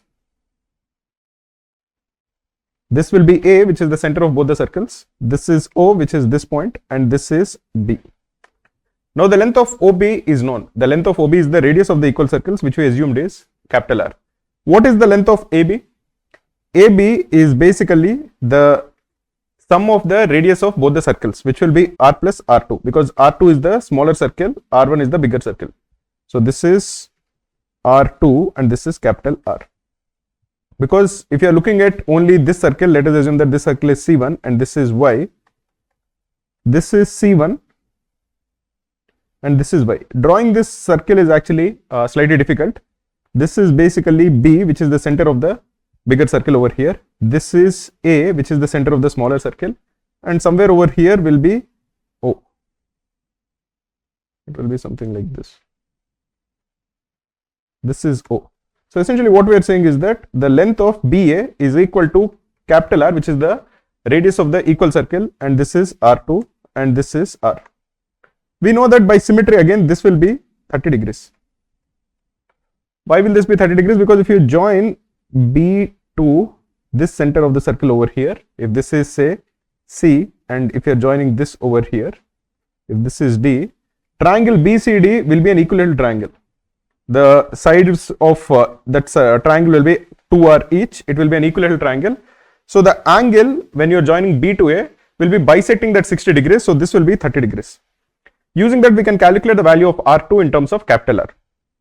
Cos 30 degrees is equal to adjacent side R divided by R plus R2. Cos 30 degrees is root 3 by 2. This would imply that R2 is equal to 2 by root 3 into capital R minus capital R. That is the value of the radius of the smaller circle. What about the radius of the bigger circle?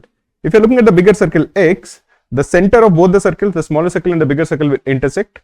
So it will be something like this. If you are joining A to this point, let us assume that this is say P, the length of AP will be this R2 plus R plus R. So R1 will be R2, which is the radius of the smaller circle, this one, plus this is the diameter of the equal circle, which will be equal to 2R. So this is 2R plus R2, which will be essentially 2 by root 3 R plus R. So the radius of R1 by R2 is 2 by root 3 plus 1 divided by 2 by root 3 minus 1, which is equal to 2 plus root 3 divided by 2 minus root 3. You can multiply the numerator and denominator with 2 plus root 3. So this will be 2 plus root 3 whole square. And we know that if you are multiplying 2 minus root 3 with 2 plus root 3, you are going to get 2 square minus root 3 whole square, which is equal to 1. 2 plus root 3 into 2 minus root 3 is equal to 1. So if you are dividing the numerator and denominator with 2 plus root 3 whole square, the denominator becomes 1 and the numerator is 2 plus root 3 whole square, which is equal to 4 plus 3 plus 4 root 3, which is equal to 7 plus 4 root 3. So the answer for this question is option A, which is 7 plus 4 root 3 is to 1.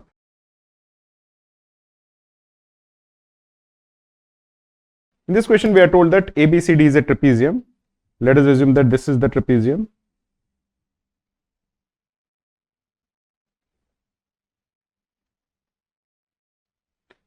AB, the length is given, the length of AB is 2 units, the length of CD is given, this is 1 unit.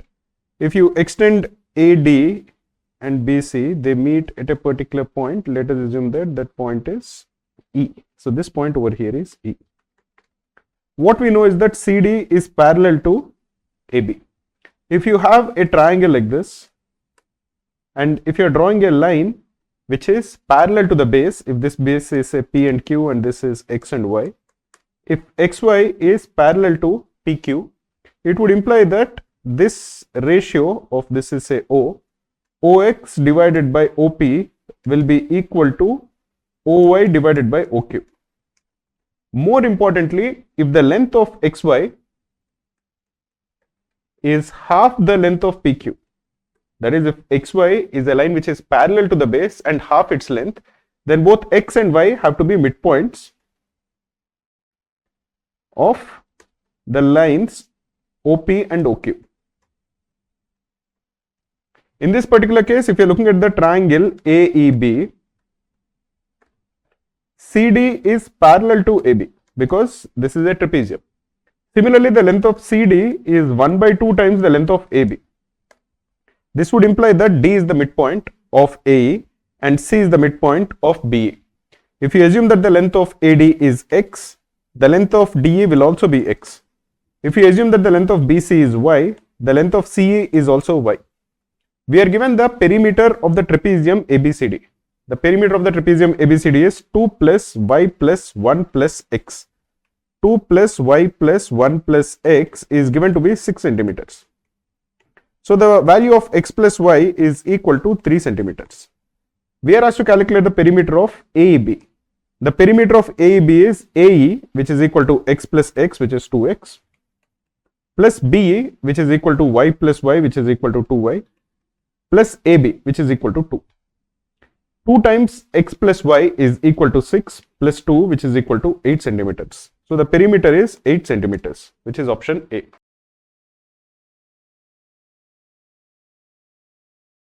In this question, we are told that there is a company which has 40 employees. They are listed in a certain order. So these are the 40 employees, let us assume.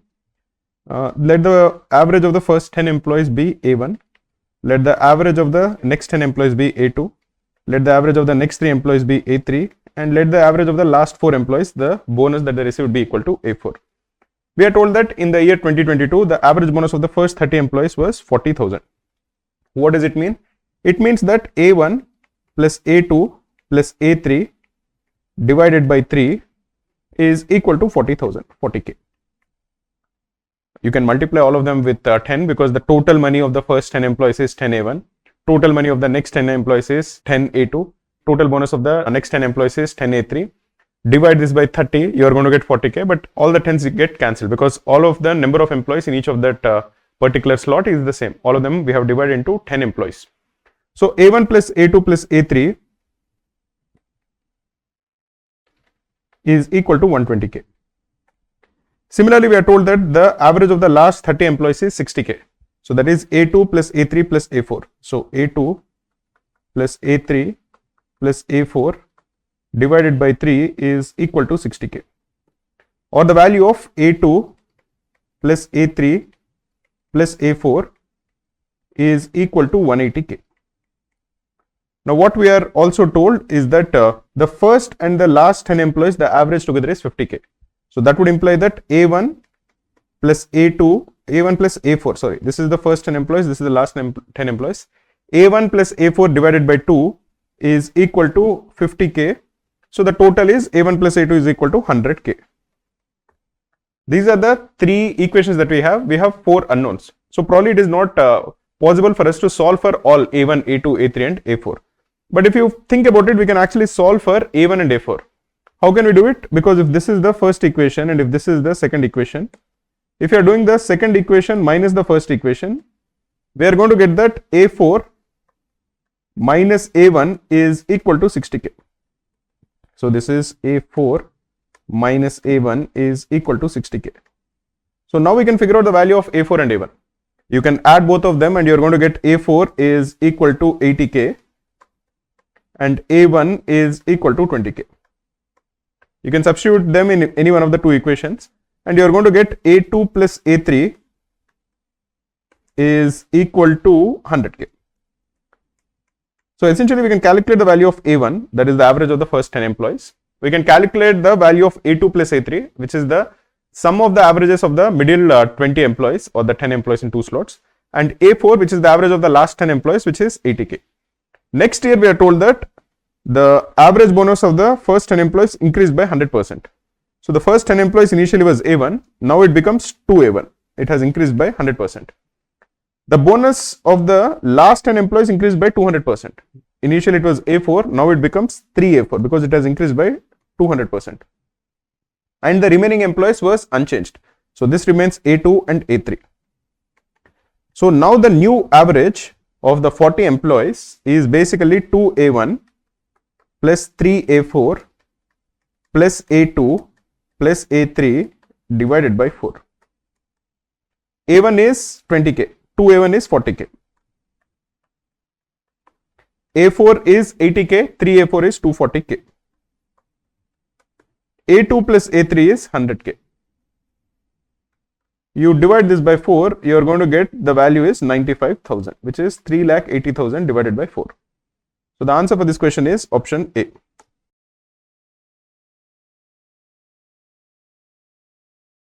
In this question, we are told that Amal and Vimal together can complete a task in 150 days. So A plus V will take 150 days to complete a job.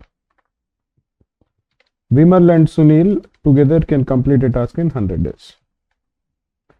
In these kind of questions, we want to compare the efficiency of a person or the amount of work that a person does in a particular day, not the number of days they take to complete the job. So let us assume that the total work that needs to be done is the least common multiple of 150 and 100. We can assume this to be any number. If it is a multiple, then the calculations become easy. So in one day, Amal and Vimal, they do 300 units of work in 150 days. So in one day, they do 2 units of work. And Vimal plus Sunil, they do 300 units of work in 100 days. So every day, they do 3 units of work. We are told that if Amal works for 75 days, he does 75 A units of work. Vimal works for 135 days, he does 135 B units of work.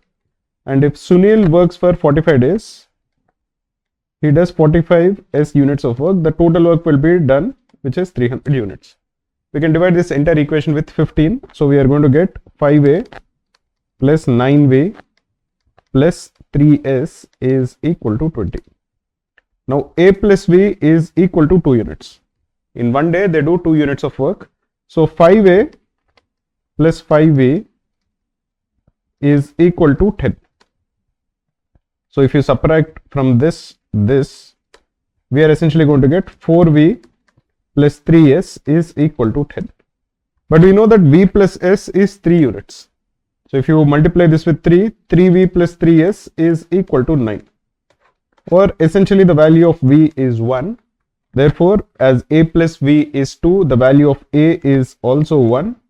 As V plus S is 3, the value of S is equal to 2. Now what we are told is that Amal works alone and he works every day. So Amal will do 1 unit of work on the first day. He will do 1 unit of work on the second day. He will do 1 unit of work on the third day, 1 unit on the fourth day, 1 unit on the fifth day, and 1 unit on the sixth day. Amal, on the other hand, he does every day. Vimal works every second day. So on the first day, he doesn't work. On the second day, he does 1 unit of work. On the third day, he doesn't work. On the fourth day, he does 1 unit of work. On the fifth day, he doesn't work. On the sixth day, he does 1 unit of work. Sunil doesn't work for 2 days, and on the third day, he does work. So on the first day, no work. Second day, no work. Then 2 units of work. Fourth day, no work. Fifth day, no work. And then 2 units of work. And then this cycle repeats after every 6 days. So in 6 days, the total work done by Amal is 6, the total work done by Vimal is 3, and the total work done by Sunil is 4. So in 6 days, the total work that is done is 13 units. The total work that needs to be done is 300 units. If this cycle of 6 days repeats for 20 times, you will be done with 120 days, and the total work that will be done is 260 units. We still have 40 units of work remaining. So suppose this cycle repeats for another 3 times. So we are done with 138 days, which is 23 into 6. The total work that will be done is 23 into 13, which is equal to 299 units. We are just trying to figure out the number of days it takes. 299 is just 1 less than 300. So on the 139th day, Amal alone works, he does 1 unit of work, and the entire work of 300 units is finished. So the number of days it takes is 139 days. So the answer for this question is 139.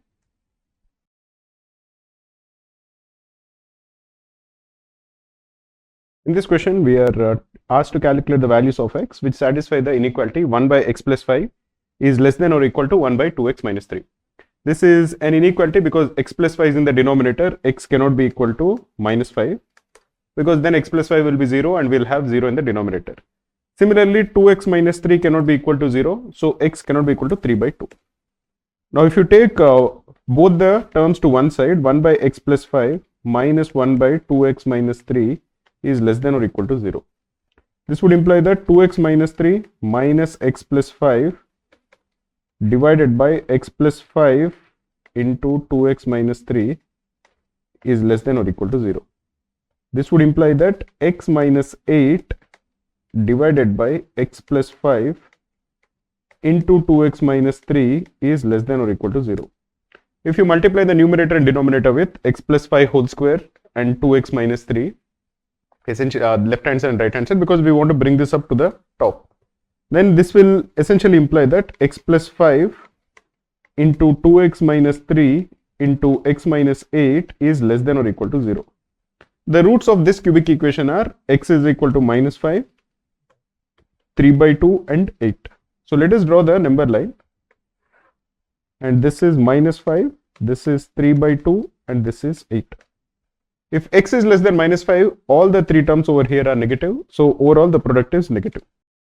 If x lies between minus 5 and 3 by 2, only x plus 5 will be positive and the remaining 2 will be negative. So the overall product of two negative numbers will be positive. If x lies between 3 by 2 and 8, x plus 5 is positive, 2x minus 3 is positive, only x minus 8 is negative. So the overall product will be negative. If x is greater than 8, all the three terms will be positive and their product also will be positive. So for this equation to hold, either x has to be less than minus 5 or x has to lie between 3 by 2 and 8. Remember that x cannot be equal to minus 5 or 3 by 2 because they are in the denominator.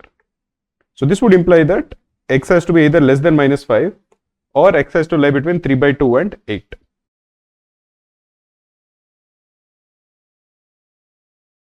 In this question, we are told that Anil has invested 22,000 for 6 years and the scheme has 4% interest per annum, which is compounded half yearly.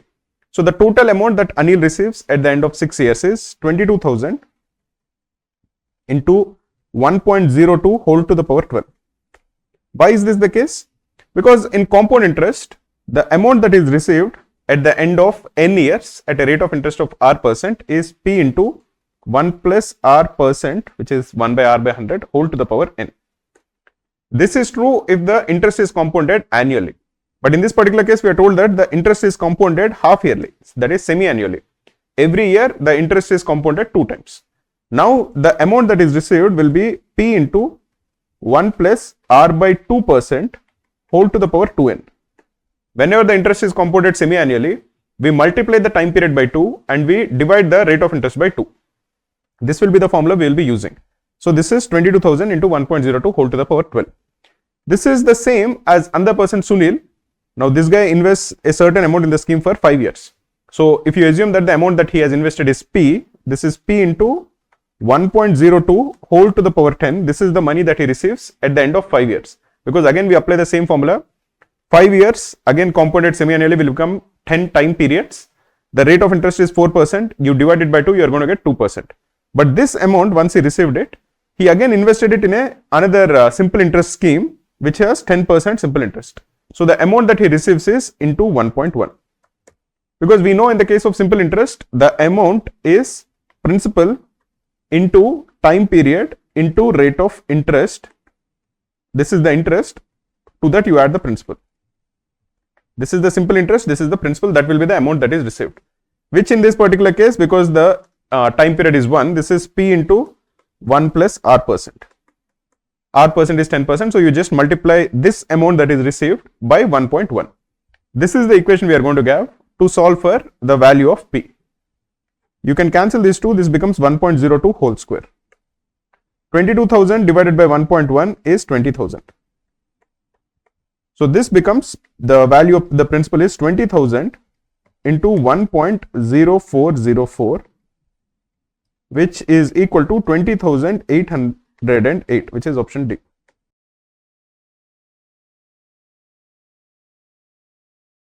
In this question, we are told that there is a bus which starts at 9 a.m. and it follows a fixed route every day. One day it traveled at a constant speed of 60 km per hour and it reached its destination 3.5 hours later than its scheduled time. Let us assume that the speed it travels on a daily basis is s. Let us assume that the time it takes is t.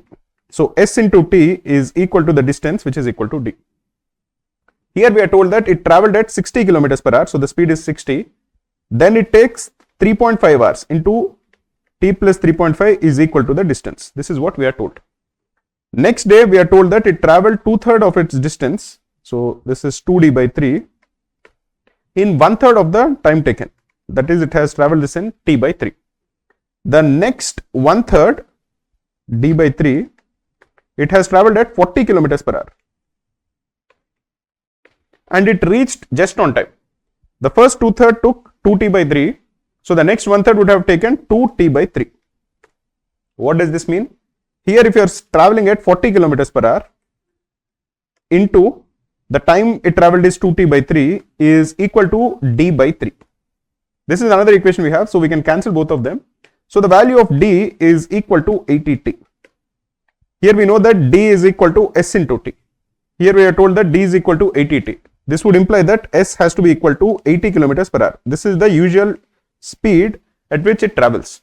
So 80 into t is the total distance. You can substitute it over here. This would imply that 80t is equal to 60 into t plus 3.5. You can cancel a 0. This is 4. This is 3. So the value of t you can simplify will be equal to 10.5 hours. So it is going to reach its destination. It starts at 9 a.m.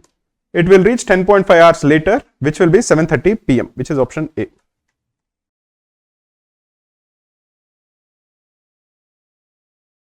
In this question, we are told that m and n are natural numbers such that n is greater than 1 and m to the power n is 2 to the power 25 into 3 to the power 40. We are asked to calculate m minus n. So essentially what we are required to do is 2 to the power 25 into 3 to the power 40. We should combine both the terms such that the power is the same. Now you would notice that the only way this is possible is because 25 is 5 into 5 and 40 is 8 into 5. The only way this can actually be done is if this is 2 to the power 5 whole to the power 5 into 3 to the power 8 whole to the power 5, because we want the power to be the same. Another way to do it would be writing it as 2 to the power 25 into 3 to the power 40 whole to the power 1. But in this particular case, the value of n will be 1. We are told that n is greater than 1. So that is not possible.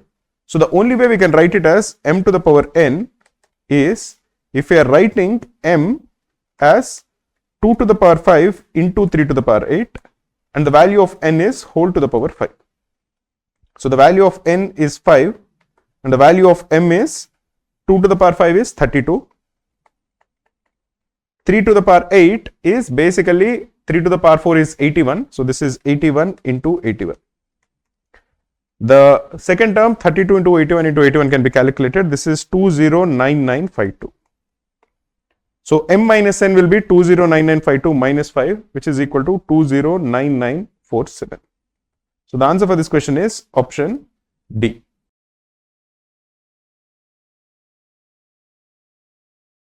In this question, we are asked to calculate the remainder one. 3 to the power 333 is divided by 11. Now, when you are given this kind of a question, where this is just a single digit raised to a lot of a high number, and you have 11 or some number which is not a very large number, the smartest way to go about it is finding a power of this particular number, which leaves a remainder of either 1 or minus 1 when divided by this number. Then we can extend it further. For example, over here we are getting 3, which leaves a remainder of 3 when divided by 11. 3 square, which is 9, which leaves a remainder of minus 2. 3 cube, which is 27. This leaves a remainder of 5 when divided by 11. 3 to the power 4 is 81. This leaves a remainder of 4 when divided by 11. And 3 to the power 5, which is 243. You will realize that 243 is 242 plus 1.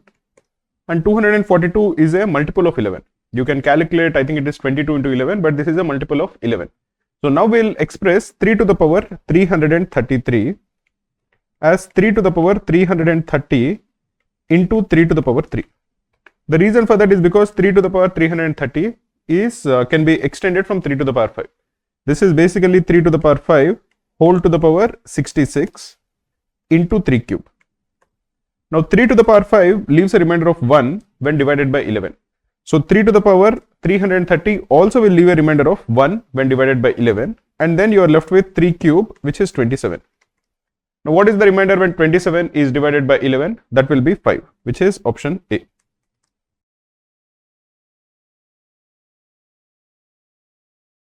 In this question, we are told that x and y are real numbers such that 4x square plus 4y square minus 4xy minus 6y plus 3 is equal to 0. We are asked to calculate the value of 4x plus 5y. When you are given this kind of a question where there are two variables x and y and only one equation, there has to definitely be some sort of a trick. Especially when there are squares involved, this would essentially be the sum of two squares equaling 0.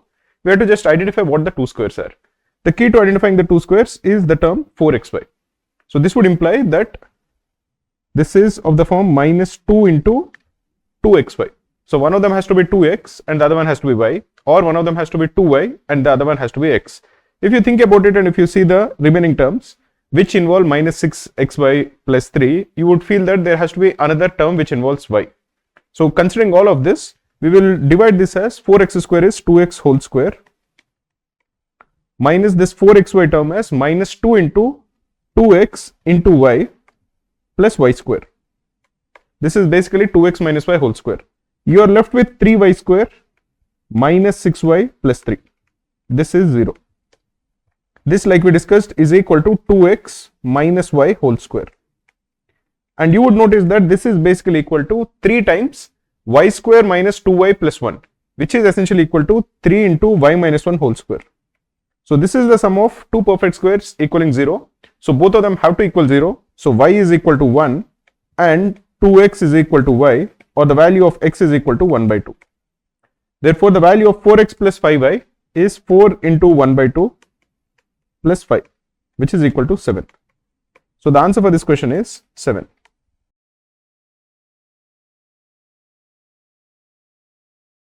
In this question, we are given an expression and we are asked to calculate the value of x.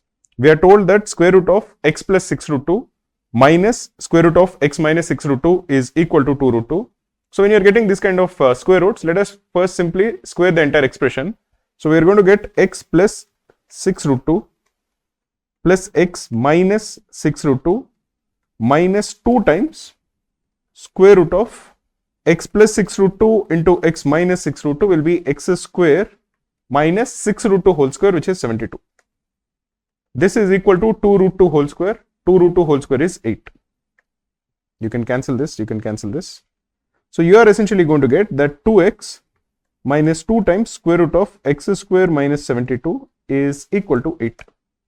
Or x minus square root of x square minus 72 is equal to 4. Before we square again, let us separate this, because you want to eliminate all the terms which involve square roots. So we'll simplify this as x minus 4 is equal to square root of x square minus 72. We're just looking at this particular equation where we are taking square root of x square minus 72 one side and 4 to the other side.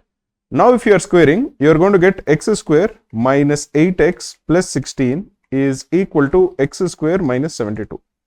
We can cancel this too, and we are going to get 8x is equal to 16 plus 72,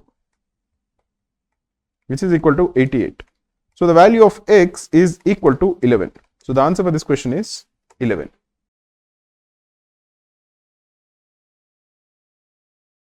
In this question, we have P, Q, R and S. There are 4 towns and there are some roads which are connecting each one of them. You can travel from P to Q along 3 direct paths. So if this is P, in 3 direct paths, you can come to Q. And between Q and S, you can travel in 4 direct paths. So between Q and S, you can travel in 4 different paths. Similarly, between P and R, you can travel in 4 different paths. So if this is R, you can travel in 4 different paths. There is no direct path between P and S, while there are a few direct paths between Q and R. So Q and R are connected, and between R and S are also connected. But we are not given how many are connected. Let us assume that there are A direct paths from Q to R and B direct paths from R to S. One can travel from P to S via Q, okay, that is PQS. PQS can be traveled in 3 into 4, that is 12 ways. Or via R, that is PRS, that can be traveled in 4 B ways, because you can come to P to R, from P to R in 4 ways, and from R to S in B ways, so total is 4B. Or via Q followed by R, so PQRS, this can be done in P to Q is 3 ways, Q to R is A ways, R to S is B ways, in exactly 62 possible ways. So the sum of all of them is 62.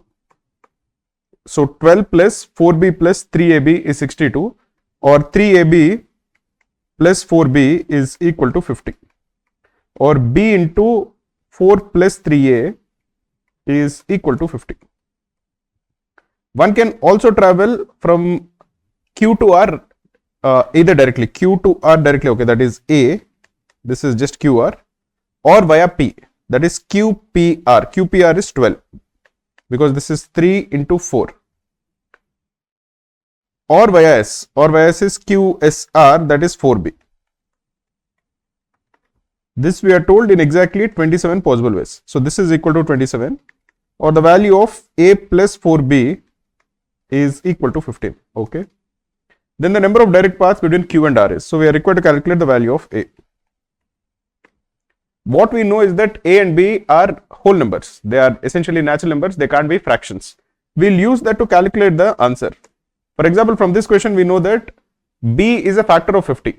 So either B is 1, or it is 2, or it is 5, or it is 10, or it is 25, or it is 50. From this equation, we know that 4B has to be less than 15 because A plus 4B is equal to 15. 4B itself cannot be greater than 15. So if 4B is less than or equal to 15, the value of B is less than or equal to 3.75. So essentially only these two matter. So either B is 1 or B is 2. These are the only two cases. If B is 1, from this particular case, the value of A will be 11.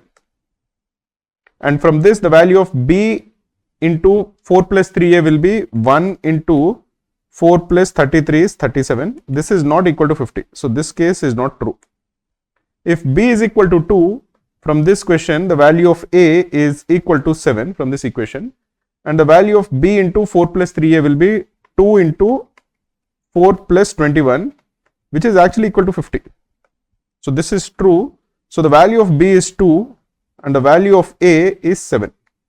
So the answer for this question is 7.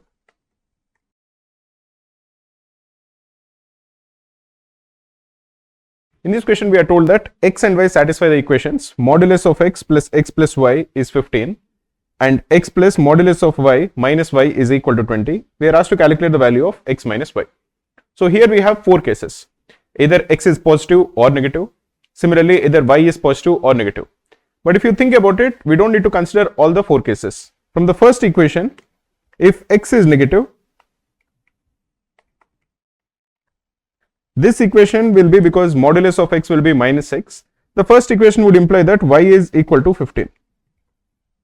And that would imply from the second case that x is equal to 20.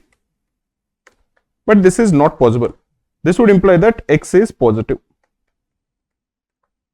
Similarly, from the second equation, if y is positive, then modulus of y will be equal to y. Therefore, from the second equation, x will be equal to 20. And then if you substitute it in the first equation, you are going to get 40, which is modulus of x and x, both of them, plus y is equal to 15, or y will be equal to minus 25. This is also not possible because in this case, we consider y to be positive. This would imply that y is negative. So we want x to be positive and y to be negative. If x is positive, modulus of x is x. As y is negative, modulus of y is minus y. Now you can substitute it in the equation. So we are going to get 2x plus y is equal to 15. And from the second one, you are going to get x minus 2y is equal to 20. Now you can multiply this one with 2. So you are going to get 2x minus 4y is equal to 40. You can subtract from this equation. So you are going to get 5y is equal to minus 25, or the value of y is equal to minus 5. If y is equal to minus 5, from this equation, x is equal to 10. Therefore, x minus y is 10 minus of minus 5, which is equal to 15, which is option B.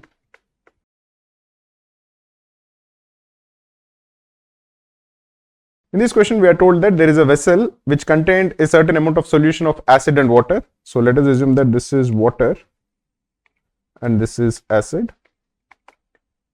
If you assume that the amount of acid is A and the amount of water is W, when 2 liters of water is added to it, the amount of water becomes W plus 2. The new solution has 50% acid concentration. If the new solution has 50% acid concentration, the amount of water also is 50%. So the amount of water is essentially equal to the amount of acid. So let us assume to avoid having new variable, that the amount of acid initially is W plus 2. Now if 15 liters of acid is further added to this new solution. So now essentially let us remember what was told. Water 2 liters was added and then the amount of water and acid became the same. Now 15 liters of acid is further added. Therefore the amount of acid becomes W plus 17. The amount of water is W plus 2. The final solution has 80% solution of acid. So this is 80% now. And water therefore is 20%. So now we can look at the ratio of the acid to water. Acid is 80%, water is 20%. So that 80 divided by 20 is equal to W plus 17 divided by W plus 2. 80 divided by 20 is 4. So 4W plus 8 is equal to W plus 17. Or the value of 3W is equal to 9, or the value of W is equal to 3. So the initial amount of water is 3, initial amount of acid is 5. The ratio of water to acid in the original solution is therefore 3:5, which is option B.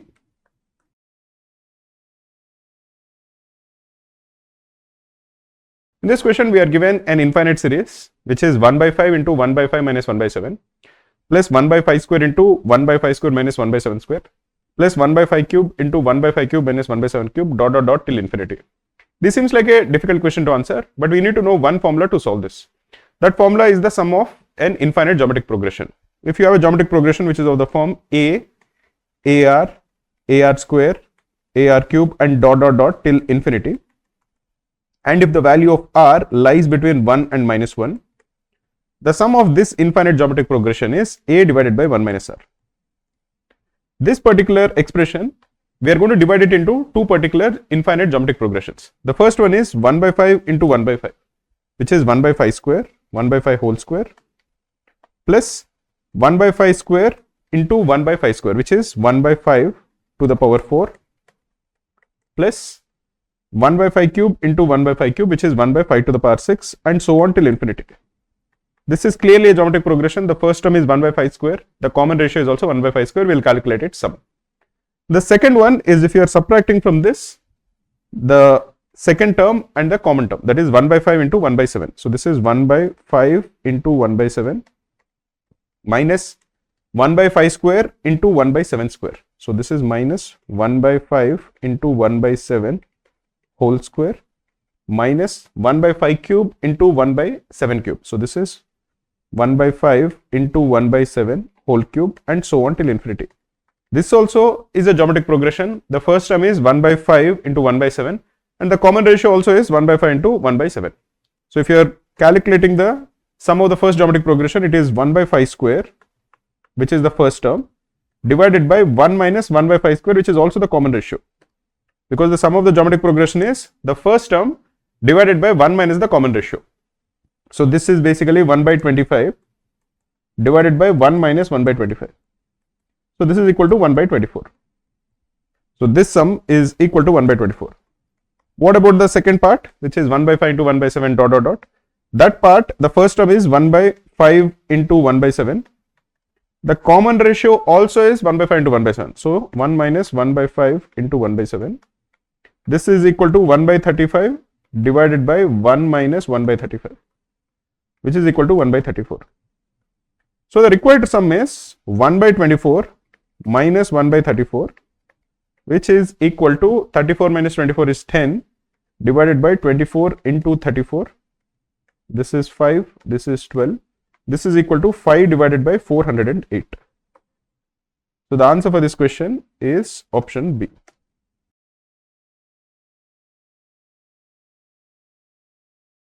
In this question, we are told that there are a total of 250 students. The percentage of girls varies from 44% to 60%. So the minimum girls will be 44% of 250, which is equal to 110. And the maximum girls is 60% of 250, which is equal to 150. Now the rest of the students are boys. We are told that every student opts for either swimming or running or both. So this is basically a Venn diagram. So we'll draw the Venn diagram for boys. We'll draw the Venn diagram for girls. This is a 2-parameter Venn diagram. Every student either swims or runs or does both. So there will be 2 circles. This is swimming and this is running. For girls also you will have swimming and you will have running.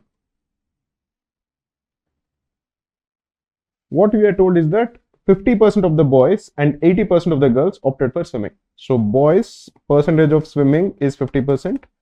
Girls percentage of swimming is 80%. 70% of the boys and 60% of the girls opted for running. So this is 70% of boys and 60% of girls opted for running. So what is the percentage of boys who opted for both? One is 50%, another is 70%. So the percentage which opted for both will be 20%. Why is that the case?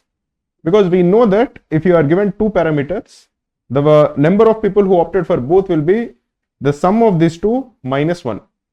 That is, you know the formula that n of A union B, that is if you have 2 parameters and we are trying to calculate how many of them have done at least 1, is equal to n of A plus n of B minus n of A intersection B. What does this mean? This means that if you are trying to find out how many of them have done at least 1, you calculate the number of people who have done one task, add it to the number of people who have done the second task, and from that subtract the number of people who have done both the tasks. Another way to look at it is, if you are looking for the number of people who have done both the tasks, that is n of A intersection B. In this particular case, that is swimming and running. How many people have done both? That would be n of A, which is number of people who have done one of the tasks, let us say swimming, plus n of B, which is number of people who have done the second task, minus n of A union B, which is basically the total number of people. So this is 50% plus 70% minus 100%. So that will be 20%. Similarly, in girls also, one task is done by 80%, another task is done by 60%. The sum of both of them is 140%. From it, subtract 100%, you are going to get 40%.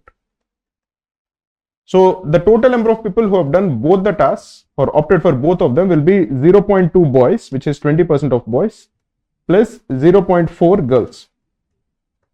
Now what do we know about B plus G? The total number of boys and girls is constant, that is 250. We just don't know the value of G. So 0.2B plus 0.4G is equal to 0.2B plus 0.2G plus 0.2G. This is 0.2 into B plus G, that is 250 into 1 by 5, which is equal to 50. So the number of people who have done both is 50 plus 0.2G. This will attain its maximum when girls are maximum. This will attain its minimum when girls are minimum. So the maximum value will be 50 into 0.2 into 150, which is 50 plus 30, which is 80. And the minimum will be 50 plus 0.2 into 110, which is 50 plus 22. This is equal to 72. So the answer will be 72, 80, which is option C.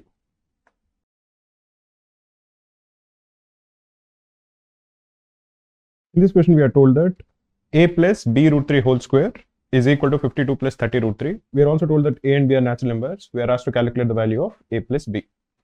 So we'll just expand A plus B root 3 whole square. That will be A square plus 3B square plus 2AB root 3.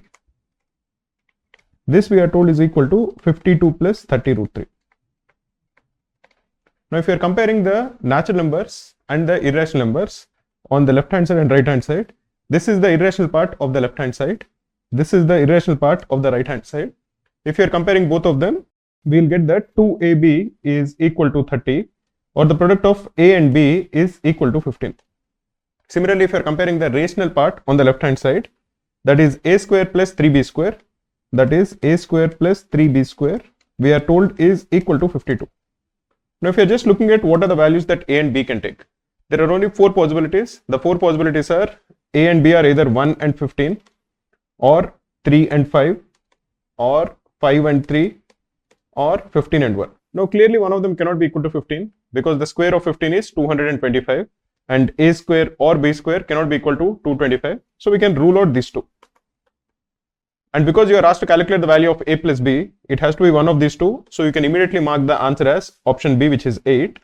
And you can even try to figure out which of the two options it actually is. You will figure out that if B square is 25, that is if the value of B is 5, then b square will be 25, 3b square will be 75, which is greater than 52, so it won't even be this.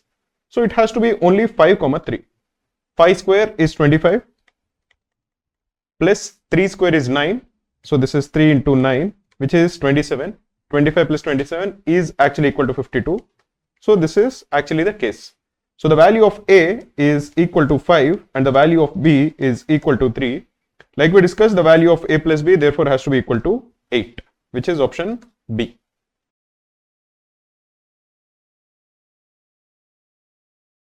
In this question, we are told that there are 3 distinct real numbers and the average of all of them is 28. Let us assume that the 3 numbers are A, B and C such that A is less than B is less than C. If the average is 28, it would imply that the sum of the 3 numbers is 28 into 3, which is 84. This is the first equation. We are told that if the smallest number is increased by 7, then the value becomes A plus 7. And the largest number is reduced by 10, this becomes C minus 10. The order of the numbers remains unchanged. So A plus 7 is less than B is less than C minus 10. And the new arithmetic mean becomes 2 more than the middle number. What is the sum of the 3 numbers now? The sum of the 3 numbers is A plus 7 plus B plus C minus 10. And the average is you divide this by 3. This is equal to the middle number plus 2. We can simplify this to get another equation. So we are essentially getting A plus B plus C minus 3 is equal to 3 times B plus 2. Now we know that A plus B plus C is basically equal to 84. This is already known to us. So this is 84 minus 3 is equal to 3 times B plus 2, or B is equal to 25. Because 84 minus 3 is 81, divided by 3 is 27, B plus 2 is 27, so the value of B is 25. If the value of B is 25, the value of A plus C can be calculated. What is the value of A plus C? That will be 84 minus 25, which is 59. While the difference between the largest and the smallest number becomes 64. Now the largest number is C minus 10. The smallest number is A plus 7. The difference between these two we are told is now 64. So C minus 10 minus A plus 7 is equal to 64. Or C minus A is equal to 81. So we have C minus A is equal to 81. So you can calculate the value of C and A. If you are just adding both of these numbers, we are going to get the value of 2C is equal to 140, but the value of C is 70. And the value of A can be calculated, A will be minus 11. What we are required to calculate is the largest of the original set of numbers, which will be equal to 70.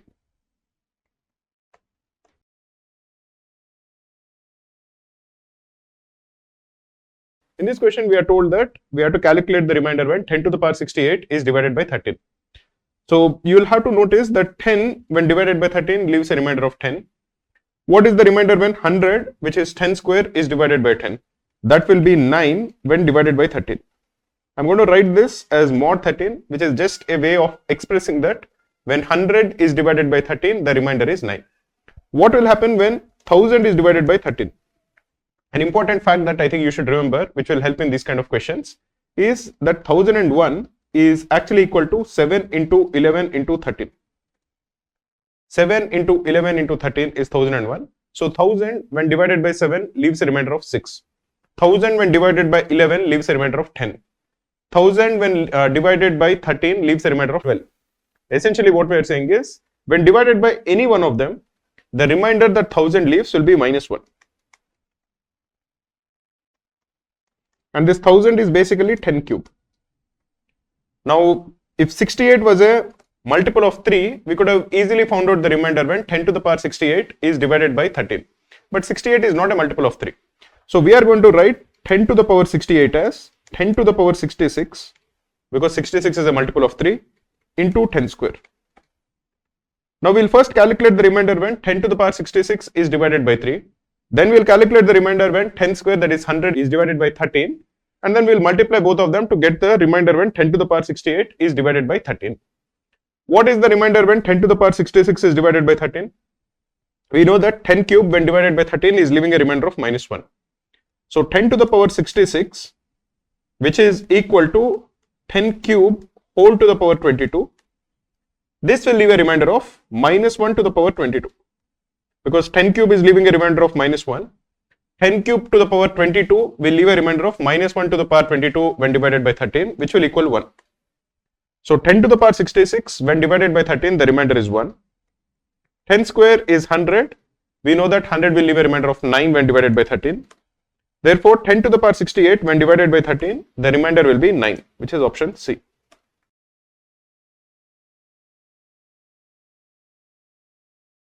In this question, we are told that there are 3 people. We have Sam who can finish the work in 20 days. We have Mohit who is twice as fast as Sam. So he can finish the work in 10 days. And we have Aina. Mohit works thrice as fast as Aina. So Aina can finish the job in 30 days. Normally in these kind of questions, we don't compare the time that they take to finish the job. We compare their efficiencies. So let us assume that the total work that needs to be done is the least common multiple of 20, 10 and 30. So this is LCM of 20, 10 and 30, which will be 60 units. Let us assume that the total work that needs to be done is 60 units. Sam takes 20 days to finish 60 units of work. So every day he does 3 units. Mohit takes 10 days to finish 60 units of work. So every day he does 6 units of work. Aina takes 30 days to do 60 units of work. So every day Aina does 2 units of work. Now we are told that all of them don't work on every day. The first day Sam and Mohit work. And how much work would they finish? They would finish 3 plus 6, which is equal to 9 units. The second day Sam and Aina work. And they would do 3 plus 2, which is 5 units of work. And in the third day Mohit and Aina work. Mohit and Aina in one day would finish 6 plus 2, which is 8 units of work. So in the first 3 days in this pattern, they would do 9 plus 5 plus 8, which is 22 units of work. The total work that needs to be done is 60 units. So the first 3 days, they do 22 units of work. The next 3 days, they do another 22 units of work. So total done is 44. 6 days are done. On the 7th day, Sam and Aina will work. They will do 9 units of work. So they will finish 53 units of work. On the 8th day, Sam and Aina will work. They do 5 units of work. So total is 58 units of work is done. And on the 9th day, Mohit and Aina will work and they will finish the job. So the number of days that Sam worked is in the first 3 days, Sam worked 2 days. In the second 3 days, Sam worked 2 days. Sam also worked on the 7th day and the 8th day. So the total number of days Sam worked is 6 days. And the total work Sam would have done in these 6 days is 6 into 3 units of work, which is 3. The total work that needs to be done is 60 units. So the fraction of work done by Sam is 6 into 3 divided by 60, which is 3 by 10, which is option B.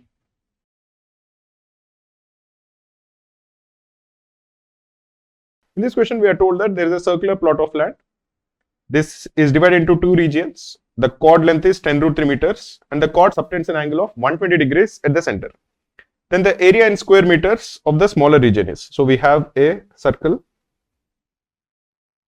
Now there is a chord which subtends an angle of 120 degrees at the center. Let us assume that this is the center.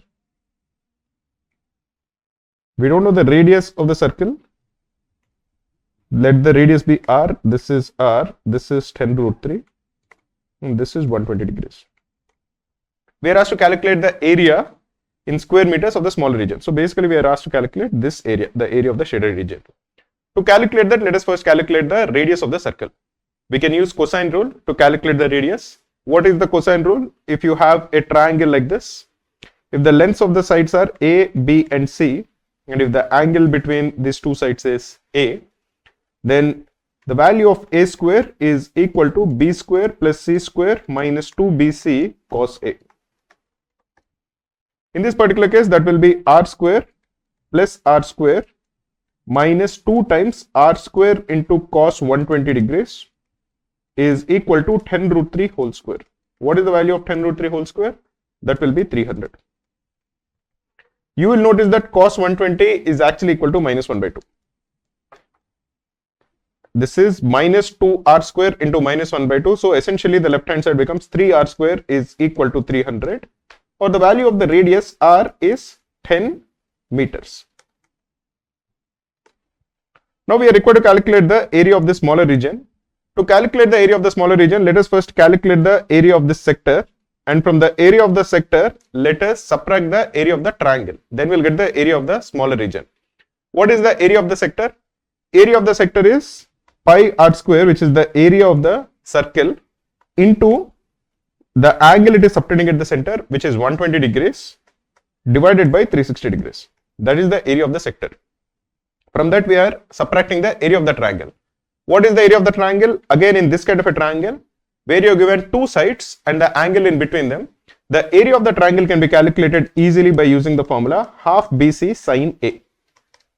So in this particular case, this will be 1 by 2 r square into sine 120 degrees. So essentially what we are required to calculate is r square into pi by 3 minus root 3 by 4. R is 10 meters like we discussed. So this is equal to 100 into pi by 3 minus root 3 by 4. You can simplify it. You can write that 100 is 25 into 4. So this is equal to 25 into 4 pi by 3 minus root 3. So the answer for this question is option D.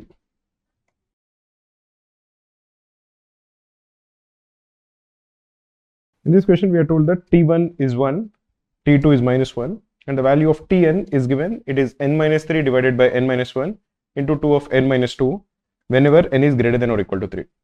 We are asked to calculate the sum of 1 by T2 plus 1 by T4 plus 1 by T6 plus dot dot dot till 1 by T 2024.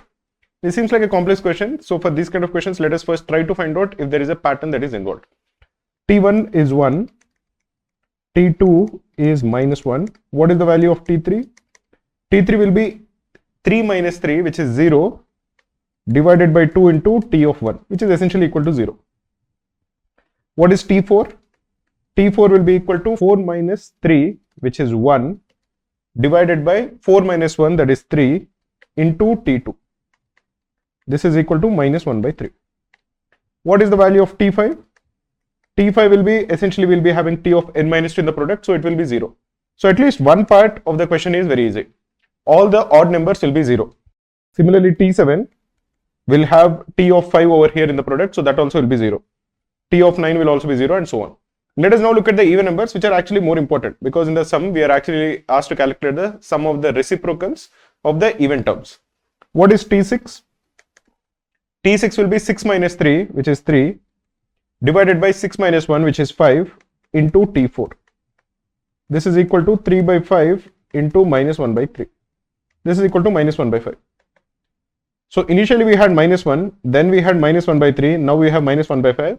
So probably there is some sort of a pattern. So if you are now looking at T8, that will be 8 minus 3, which is 5, divided by 8 minus 1, which is 7, into T6, and T6 is minus 1 by 5. So this is equal to 5 by 7 into minus 1 by 5, which is equal to minus 1 by 7. So now you can see the pattern.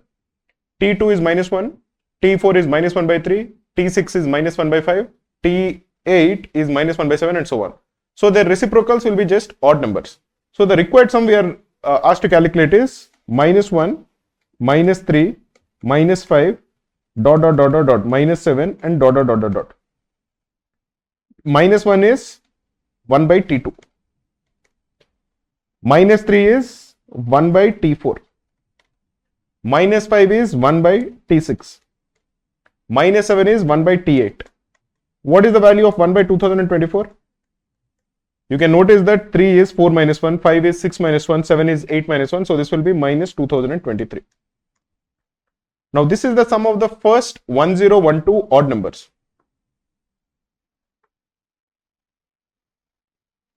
So this will equal minus 1012 whole square.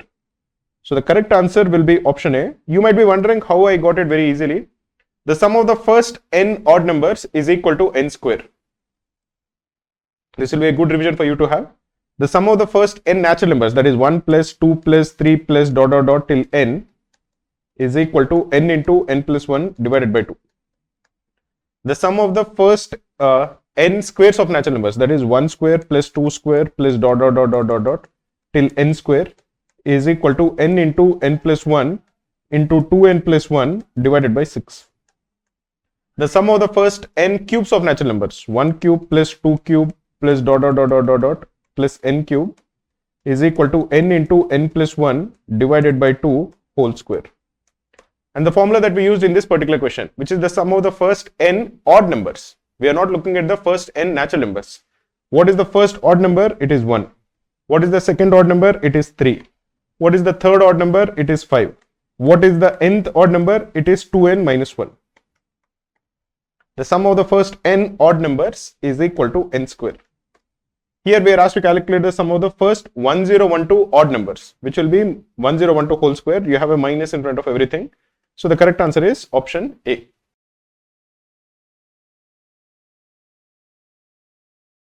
Here we are required to calculate the number of distinct values of x which satisfy the equation max of x comma 2 minus min of x comma 2 is modulus of x plus 2 minus modulus of x minus 2.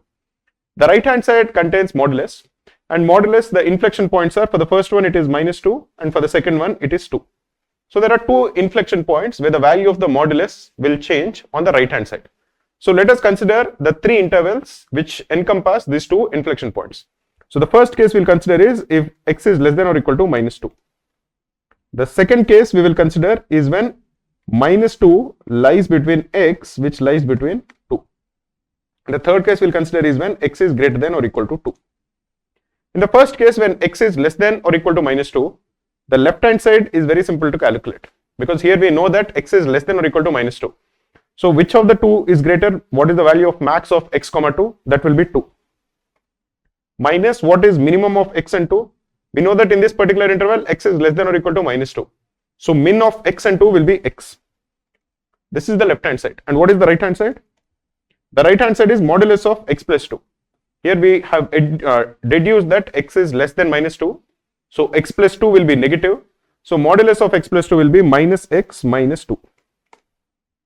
And what is x minus 2? X is less than minus 2. So x minus 2 will also be negative. So modulus of x minus 2 will be 2 minus x. So this will be minus 2 minus x. If you are simplifying the right hand side, it is minus x minus 2 plus x. You can cancel this, you can cancel this. So the value of x will be equal to 6. But in this interval, we are only looking for x to be less than or equal to minus 2. So the value of x cannot be equal to 6. So this case is a contradiction. There is no value of x in this particular interval. If you are looking at the interval where x lies between minus 2 and 2, again let us look at the left hand side. Here we are told that x lies between minus 2 and 2. So what is max of x comma 2? Max of x comma 2 is again 2. What is min of x comma 2? This will be again x, because in this interval x is actually less than 2. And what is the right hand side? X is lying between minus 2 and plus 2. So x is greater than minus 2. This would imply that x plus 2 is positive. So modulus of x plus 2 will be x plus 2, and x is less than minus 2. So modulus of x minus 2 will be minus 2 minus x. So again, if you are simplifying the right hand side, this is x plus 2 minus 2 plus x. We can cancel this 2, or the value of 3x is equal to 2, or the value of x is 2 by 3. This is a valid solution because this lies between minus 2 and 2. Let us consider the last case where x is greater than or equal to 2. If x is greater than or equal to 2, max of x comma 2 will be x, min of x comma 2 will be 2, and the right hand side both the entities will be positive. X plus 2 is positive, so modulus of x plus 2 is x plus 2. X minus 2 is positive, so minus of modulus of x minus 2 will be minus of x minus 2. This is equal to 4, or the value of x is equal to 6. This also is a valid solution because here we are looking for values of x which are greater than or equal to 2. So there are two valid solutions for this, that is 2 by 3 and 6. So the correct answer for this is 2.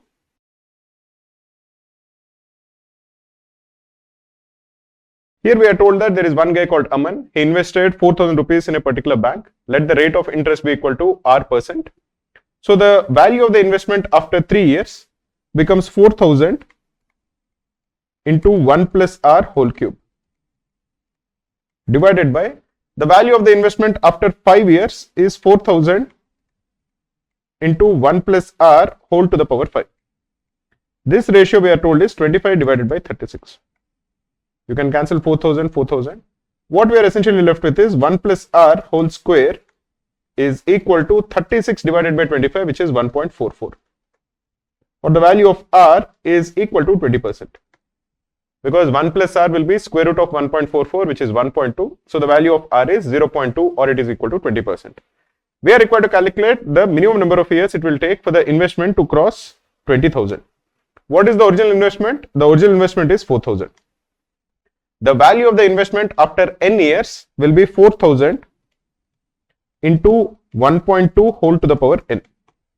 We want this to be greater than 20,000. What is the smallest value of n for which this will happen? Or we are looking for the smallest value of n for which 1.2 to the power n has to be greater than 5. You can use trial and error. To solve this kind of an equation, what I would normally do is, because I know that 1.2 whole square is 1.44, 1.2 whole cube is equal to 1.728. I would say that 1.2 whole to the power 6 is 1.728 whole square. I know that 1.7 whole square is 2.89 because 17 square is 289. So 1.728 whole square will be approximately equal to 3. Now 1.2 to the power 8 will be approximately 3 into 1.44, because 1.2 to the power 6 is approximately 3. 1.2 to the power 8 will be 3 into 1.44, which will be approximately 4.32. Therefore, 1.2 whole to the power 9 will be 4.32 into 1.2, which is definitely greater than 5. How can I say that it is definitely greater than 5? That is because 4 into 1.2 is 4.8. Therefore, 4.32 into 1.2 will be definitely greater than 5, because 4 into 1.2 itself is 4.8, which is just 0.8 less than 5. This is an approximation I would use to answer this quickly. If you are not sure, or if you didn't understand this approximation to get the answer quickly, you can always use the calculator to calculate the smallest value of n for which this will happen. And the value of n for which that will happen is when n is equal to 9 over here. So the answer for this question is 9.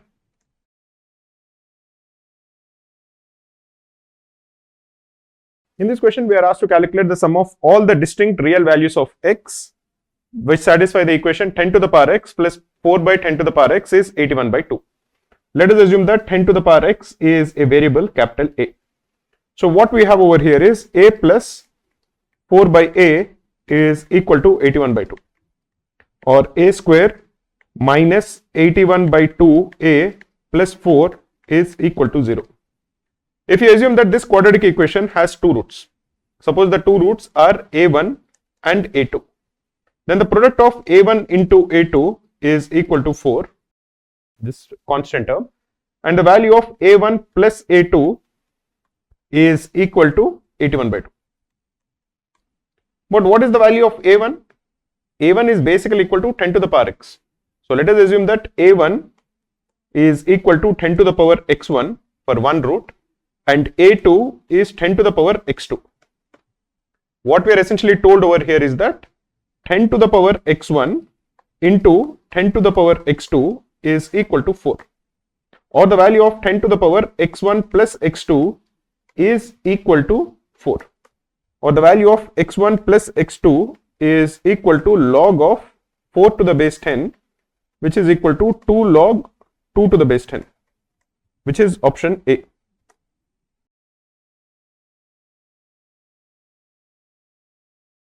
In this question, we are told that there is a train which is traveling a certain distance at uniform speed. Let us assume that the speed is s and the time that it travels is t.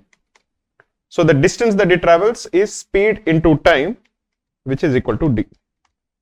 What we are told is that if the speed was 6 kilometers per hour more, if the speed is 6 kilometers per hour more, it would be s plus 6. It would have needed 4 hours lesser. So s plus 6 into t minus 4 is equal to the distance, which is s into t. Here we are going to get one equation in s and t. We are also told that if the speed is 6 kilometers per hour lesser, that is s minus 6 into it would have needed 6 hours more. So into t plus 6 is also equal to st. From this we are going to get another equation in s and t. Let us try to get those equations. The left hand side of the first equation is st plus 6t minus 4s minus 24 is equal to st. You can cancel st over here. So essentially you are left with 6t minus 4s is equal to 24. We can divide the entire equation with 2. So you are left with 3t minus 2s is equal to 12. This is the first equation. If you are simplifying the second equation, let us look at the left hand side. That will be st minus 6t plus 6s minus 36 is equal to st. Again you can cancel st over here, st over here. You are essentially left with s minus t is equal to 6. This is the second equation in s and t. This is the first equation. We have a simple linear equation. We have to solve both of them to get the value of s and t. So let us multiply this with 2. So you are going to get 2s minus 2t is equal to 12.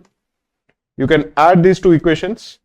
The right hand side is 12 plus 12, which is 24. The left hand side, this 2s and this 2s gets cancelled. 3t minus 2t is t. So the value of t is 24. Therefore, the value of s, because s minus t is 6, s will be equal to 30. And therefore, the distance that the train has to cover, which is equal to s into t, will be equal to 30 into 24, which is 720. So the answer for this question is option A.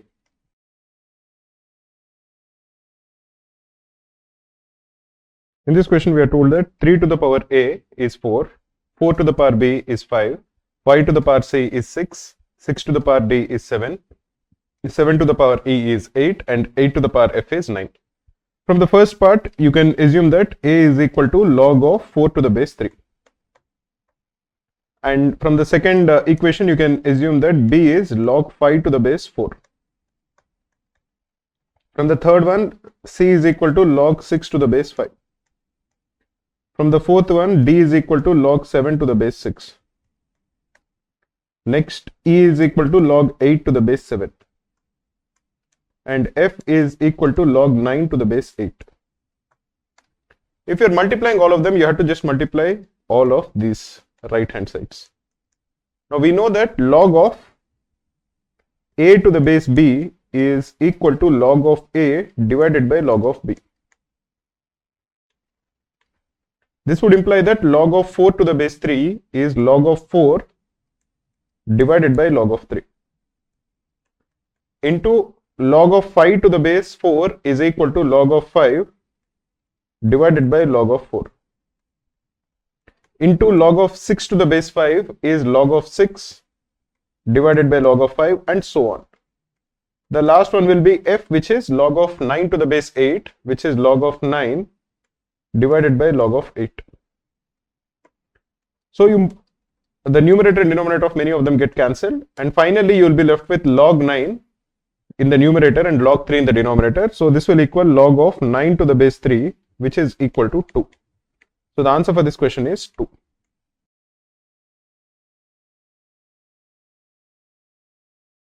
In this question, we are told that Gopi marks a price of a product to make a profit of 20%. Let us assume that the cost price of this product is C.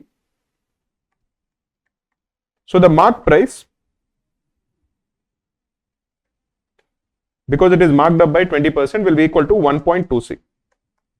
Now he gives a discount of 10%. So the selling price will be equal to the marked price, which is 1.2C, into 1 minus discount percentage. Discount percentage is 10%, so this you multiply with 0.9. Or this is equal to 1.08C. Now who bought this? Ravi bought this and he saves 15 rupees. So the difference between these two is equal to rupees 15. That is 0.12C is equal to 15. And what are we required to calculate? We are required to calculate the profit that Gopi made by selling this to Ravi. What is the profit made? Profit is equal to selling price minus cost price, which is equal to 0.08C. So we are required to calculate what is 0.08C. Now you can notice that this is 3 by 2 times this. So the answer basically will have to be 10 rupees. If you're not sure, you can just calculate the value of C. C is 15 divided by 0.12. Therefore, 0.08 C will be 0.08 into 15 divided by 0.12. Like we mentioned earlier, 8 by 12 is basically 2 by 3. So this will equal 10 rupees, which is option A.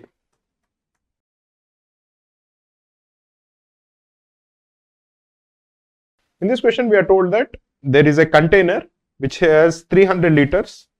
It contains some water and it contains the remaining amount as milk. If you assume that the amount of water is W, the amount of milk will be 300 minus W. This is milk and this is water. Now twice the amount of water is removed from the solution. That is, the total amount of solution that is removed is 2W. So the total amount of solution that is left in the container after this was removed is 300 minus 2W. So once this 2W is removed and it is replaced with water, what is the amount of milk that is remaining? The amount of milk that is remaining is only part of this 300 minus 2W. So the amount of milk that is remaining is 300 minus 2W divided by the total volume, which is 300, into 300 minus W. The way to look at it is, when there are 300 liters of the container, the amount of milk is 300 minus W. But now we don't have 300 liters in the container. We have only 300 minus 2W liters in the container.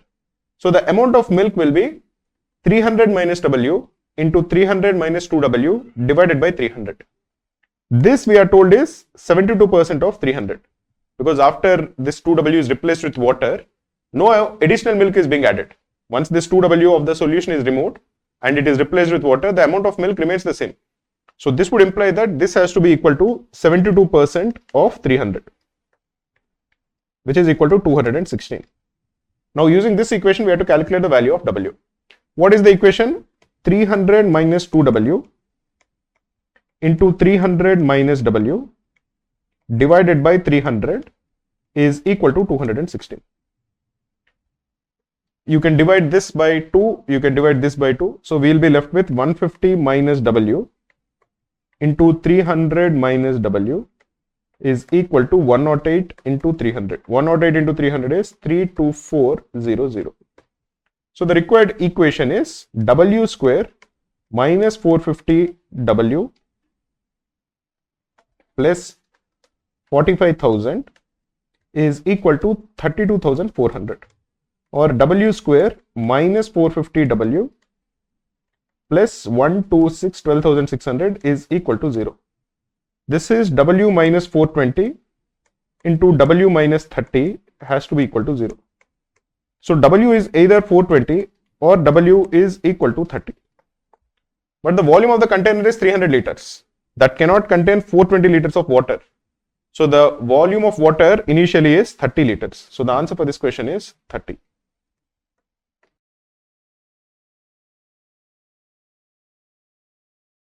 In this question, we are given an octagon.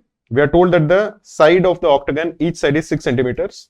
We are asked to calculate the area in square centimeters of the square ACEG. In this question, I actually felt that by telling us that this is a square, the question has suddenly become quite easy. I'll explain why. So once you draw the octagon, or if you have a rough idea of how the octagon looks, it will look something like this.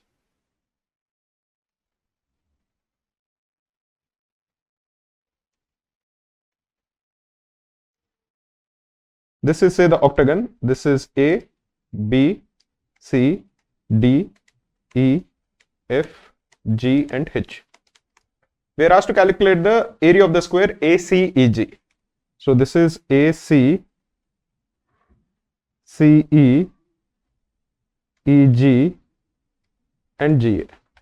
Now we are told that this is a square. You can also prove that it's a square, but once they tell us that it's a square, we just need to calculate each side of the square, because once you calculate the side of the square, area of the square is just the square of its side. AB is 6 centimeters, BC is 6 centimeters, because this is the side of an octagon.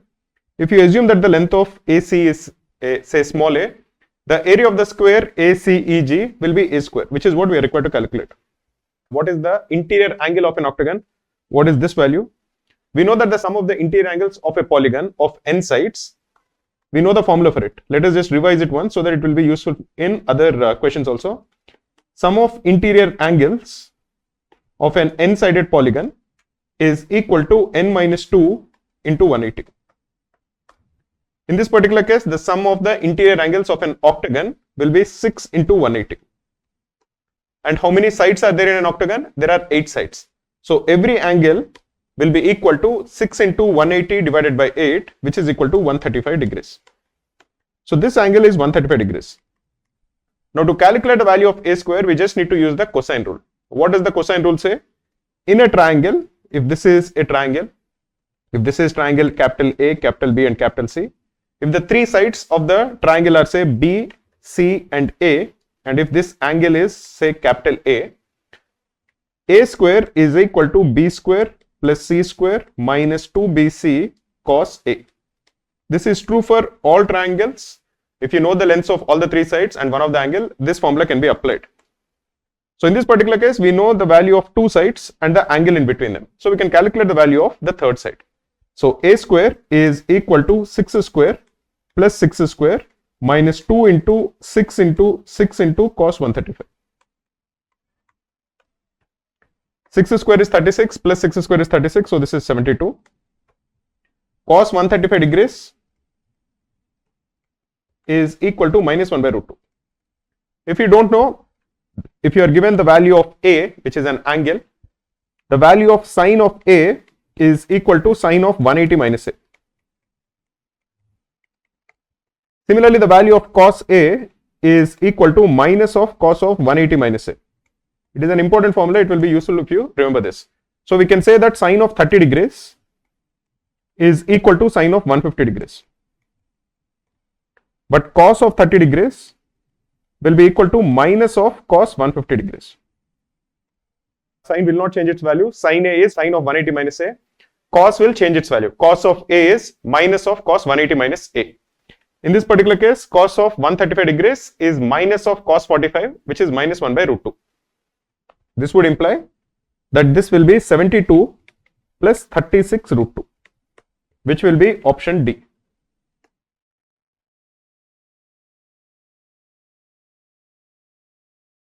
In this question, we are asked to calculate the number of distinct integer solutions for the given equation.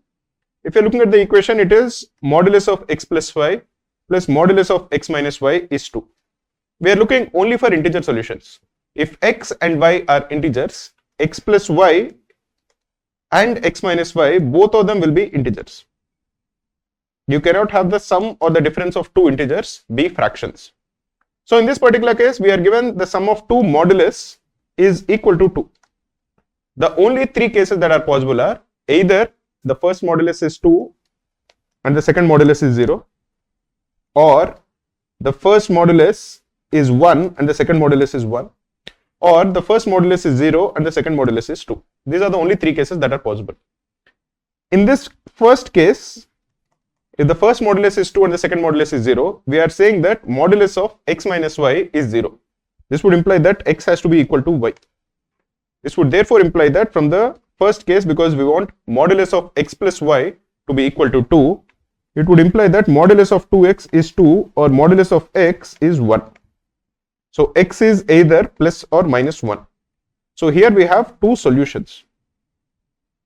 Either x is 1, then y also will be 1, or x is minus 1, then y also is minus 1. In the next case, where modulus of x plus y is 0, we want x to be equal to minus y. This would imply that minus y modulus of this is equal to 2, or modulus of y is equal to 2, or y is plus or minus 1. So here either y is 1 and x is minus 1, or y is minus 1 and x is 1. Again we have two solutions here. What about the middle case? Here we are saying that modulus of x plus y is equal to 1 and modulus of x minus y is equal to 1.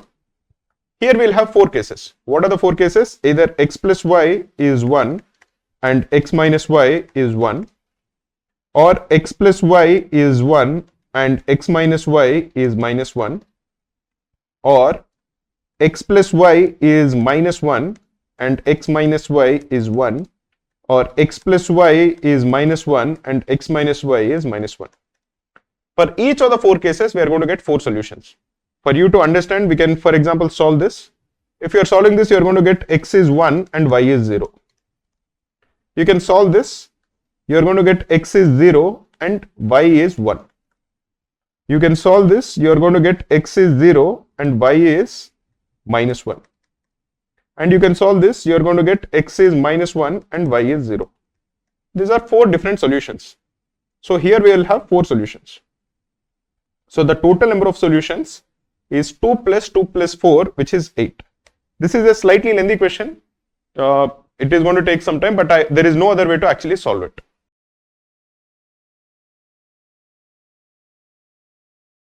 In this question, we are given a function which is defined for all non-zero numbers x, which says that f of x plus 2 times f of 1 by x is 3x.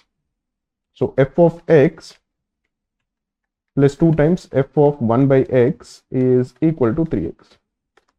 Now, instead of x, if you are using 1 by x, that is, if the number inside the parameter or the expression inside the parameter, instead of x, if you are replacing it with 1 by x, f of 1 by x plus 2 times f of 1 divided by 1 by x will be x. This is equal to 3 by x. Now, you add both of them. The right hand side is 3 times x plus 1 by x. The left hand side is f of x plus 2 times f of x, which is 3 times f of x, plus 2 times f of 1 by x plus f of 1 by x, which is 3 times f of 1 by x. You can divide the entire equation with 3. You are essentially going to get f of x plus f of 1 by x is equal to x plus 1 by x. From this one and this one, we can calculate the value of f of x. F of x will be equal to 3 by x minus x plus 1 by x, which is equal to 2 by x minus x. If this is equal to 3, we are told that f of x is equal to 3 and we are required to calculate the sum of all the values of x for which that is true. So 2 by x minus x is equal to 3, or you multiply the entire equation with x, you are going to get x square plus 3x minus 2 is equal to 0. This equation has 2 roots. And this is a quadratic equation. The sum of the 2 roots will be minus of the coefficient of x, and the product of the 2 roots will be the constant term.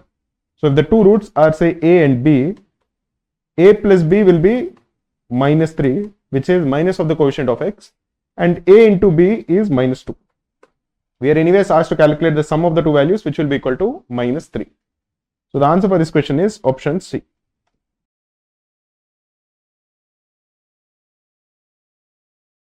In this question, we are given 2 equations and we are asked to calculate the condition between the variables p, k and a for this system of equations to have no solutions in x and y.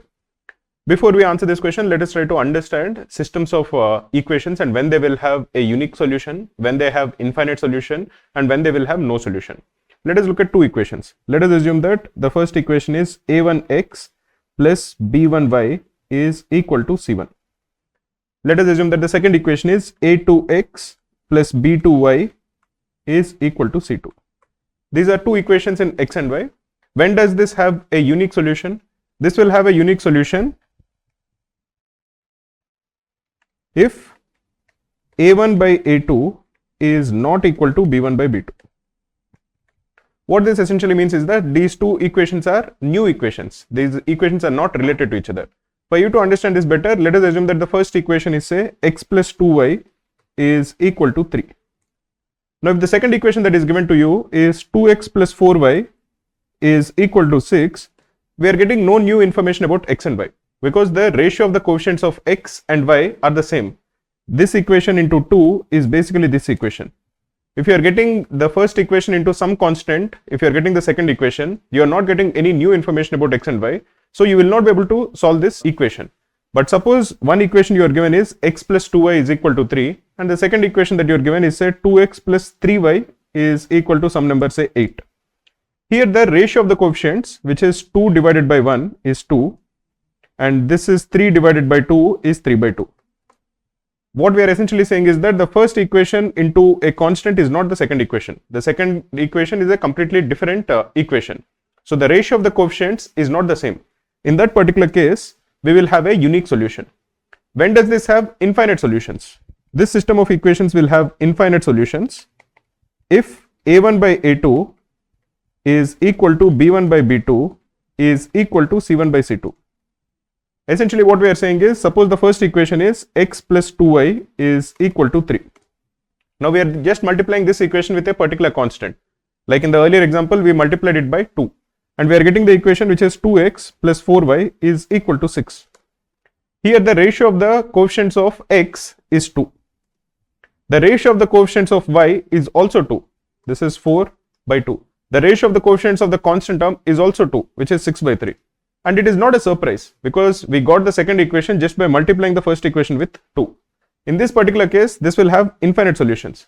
We are saying that for any value of x, we can find a value of y such that this equation is satisfied.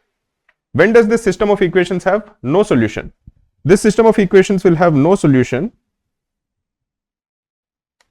if a1 by a2 is equal to b1 by b2, but this is not equal to c1 by c2. What does this mean? Suppose the first equation you have is again x plus 2y is equal to 3. We are multiplying the first equation with 2, but only on the left hand side. So we are saying that 2x plus 4y is equal to a different number. Instead of 6, we are saying, say, this is equal to 5. This system of equations will have no solution. Why is that the case? Because from the first equation, if you multiply this with 2, what we are essentially going to get is 2x plus 4y is equal to 6. But if the second equation you are given is 2x plus 4y is equal to 5, there is a contradiction over here. Because then 5 has to equal 6, which is not possible. So this is basically the information that you need to know. If you are given a system of two equations, and if the ratio of the coefficients of x and y are the same, then it will have either infinite solutions or no solution. If the ratio of the coefficients are not the same, it would imply that the two equations are completely separate equations. Both the equations are giving us two different informations, and we can find out a unique solution. Now suppose the ratio of the coefficients are the same, that is the ratio of the coefficients of x and y are the same, then you look at the ratio of the coefficients of the constant term. If the constant term also has the same ratio, it would imply that this system of equations will have infinite solution, because the second equation is essentially the first equation multiplied by some particular constant. Suppose the ratio of the constant is different, it would imply that this system of equations will have no solution, because there will be a contradiction. With this information, let us look at this particular question. Here we are told that px minus 4y is equal to 2. This is one equation, and the second equation is 3x plus ky is equal to a. Now when does this have a unique solution? This will have a unique solution if the ratio of the coefficients of x and y are not the same. So this will have unique solution if p by 3 is not equal to minus 4 by k. If p by 3 is not equal to minus 4 by k, this will have a unique solution. That is basically if pk plus 12 is not equal to 0, then it will have a unique solution. When will this have infinite solutions? This will have infinite solutions if the ratio of the coefficients of x is equal to the ratio of the coefficient of y is equal to the ratio of the constant term. Then it will have infinite solutions. When will it have no solution? It will have no solution if the ratio of the coefficients of x and y are the same. That is, p by 3 is equal to minus 4 by k, but the ratio of the constant term should be different. So this should not equal 2 by a. Here we are required to look at this particular case. So the conditions that have to match, the necessary conditions for this to happen is, first this equality should occur. That is, pk plus 12 has to be equal to 0. Next, this inequality has to occur, which would imply that 2k plus 4a should not be equal to 0, or k plus 2a should not be equal to 0. Similarly, p by 3 should not equal 2 by a. So ap should not be equal to 6, or ap minus 6 should not be equal to 0. These are the three necessary conditions that should occur for this system of equations to have no solution. Let us look at the options that are given. The first one is ap plus 6 should be equal to 0. That has nothing to do, we basically have ap minus 6 should not be equal to 0, so this is irrelevant.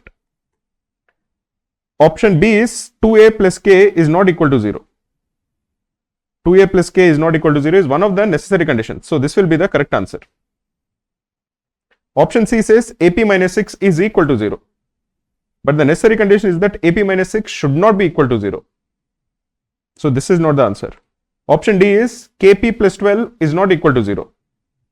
Here we are saying kp plus 12 should be equal to 0. That is a necessary condition. So this also is not the answer. The only answer is option B.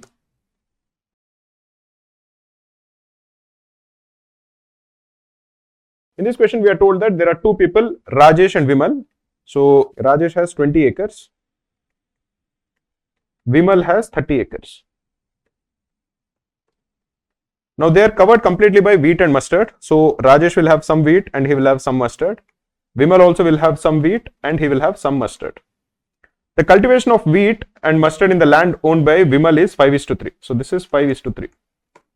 So how much wheat does Vimal have in this area? That will be 5 divided by 5 plus 3, which is 8 into 30. And the mustard that Vimal has will be, because the ratio is 3, it will be 3 divided by 5 plus 3, which is 8 into 30. You can simplify this. This will be 150 divided by 8, which is 75 divided by 4, which will be 18.75. And this will therefore be equal to 11.25. We are told that the total area of cultivation of wheat and mustard is in the ratio of 11:9. What is the total area? The total area is 20 plus 30, which is equal to 50. If you are dividing 50 in the ratio of 11:9, the total wheat will be 11 divided by 11 plus 9, which is 20 into 50. And the total mustard will be 9 divided by 11 plus 9, which is 20 into 50. This will be equal to 55 by 2, which is 27.5. And this will be 45 divided by 2, which is equal to 22.5. This is the total wheat. This is the wheat with Vimal. So the wheat with Rajesh will be 27.5 minus 18.75, which will come to 1.25 plus 7.5 is 8.75. And the total amount of I think mustard with Rajesh will be the total mustard, which is 22.5 minus 11.25, which will be again equal to 11.25. Now we have to calculate this ratio. 8.75 is 7 into 1.25. 11.25 is 9 into 1.25. So you can cancel 1.25 on both sides. So the required ratio is 7:9, which is option B. This will be the answer.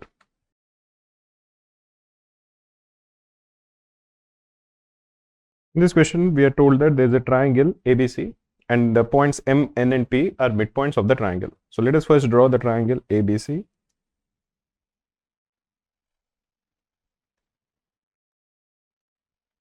This is triangle ABC, this is A, this is B and this is C. Midpoint of AB is M, this is M.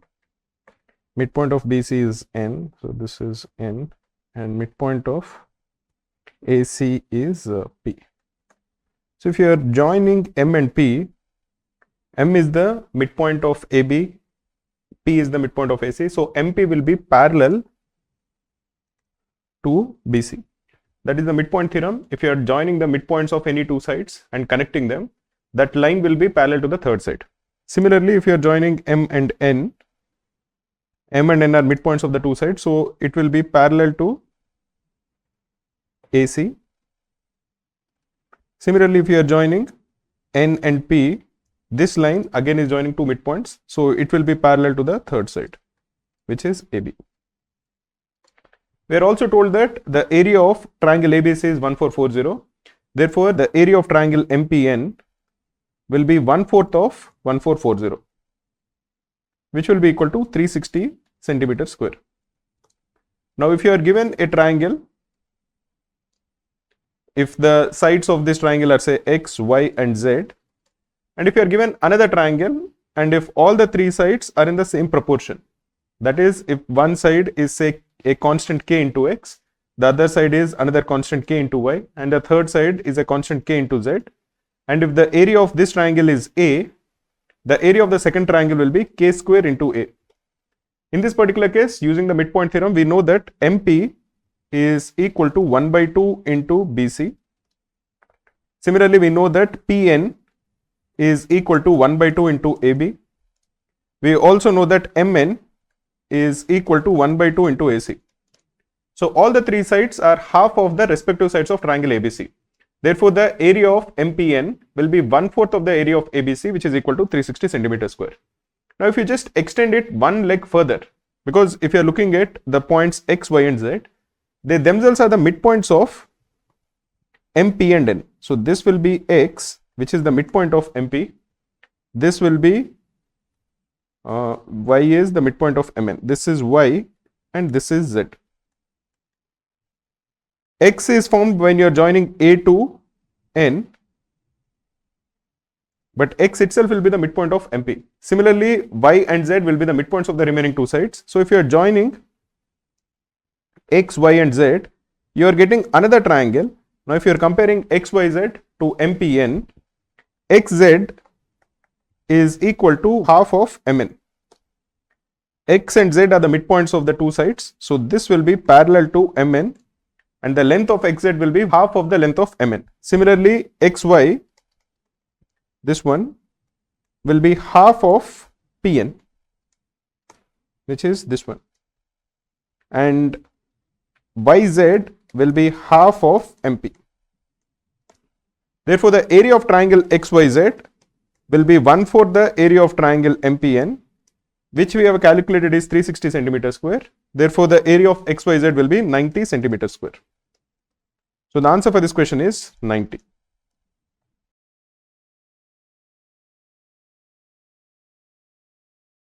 In this question, we are asked to calculate the number of all positive integers up to 500 with non-repeating digits. If you are looking for single digit numbers, the positive integers, all of them will have distinct numbers because all of them have only one digit and there will be 9 of them, which is 1, 2, 3, 4, 5, 6, 7, 8 and 9. Suppose you are looking at 2 digit numbers. You have here and here. The first digit can be any one of the 9 positive integers, 1, 2, 3, 4, 5, 6, 7, 8 and 9. One number is used. The second number can be any one of the remaining 9 numbers because now you have to include 0 also. So suppose you have 4 as the first number. The second number can be either 0 or 1 or 2 or 3. You won't include 4 or 5 or 6 or 7 or 8 or 9. So there are 9 possibilities. We are basically out of the 10 digits, we are removing the first digit, whatever is used, and we are adding essentially 0. So you will have 81 such 2 digit numbers such that the first and the second numbers are different. If you are looking for 3 digit numbers, we are only looking for numbers up to 500. So the first digit can be either 1 or 2 or 3 or 4. So it can be selected in 4 ways. Once one number is selected, that number cannot be used as a second digit, but we can use 0 and all the other numbers, other 8 numbers. So again, we have 9 possibilities for the second digit. Now we have used 2 digits in the first and the second digit. So the third digit can be any one of the remaining 8 numbers. So this is 4 into 9 into 8, which is 288. The total number is 9 plus 81 plus 288, which is equal to 378.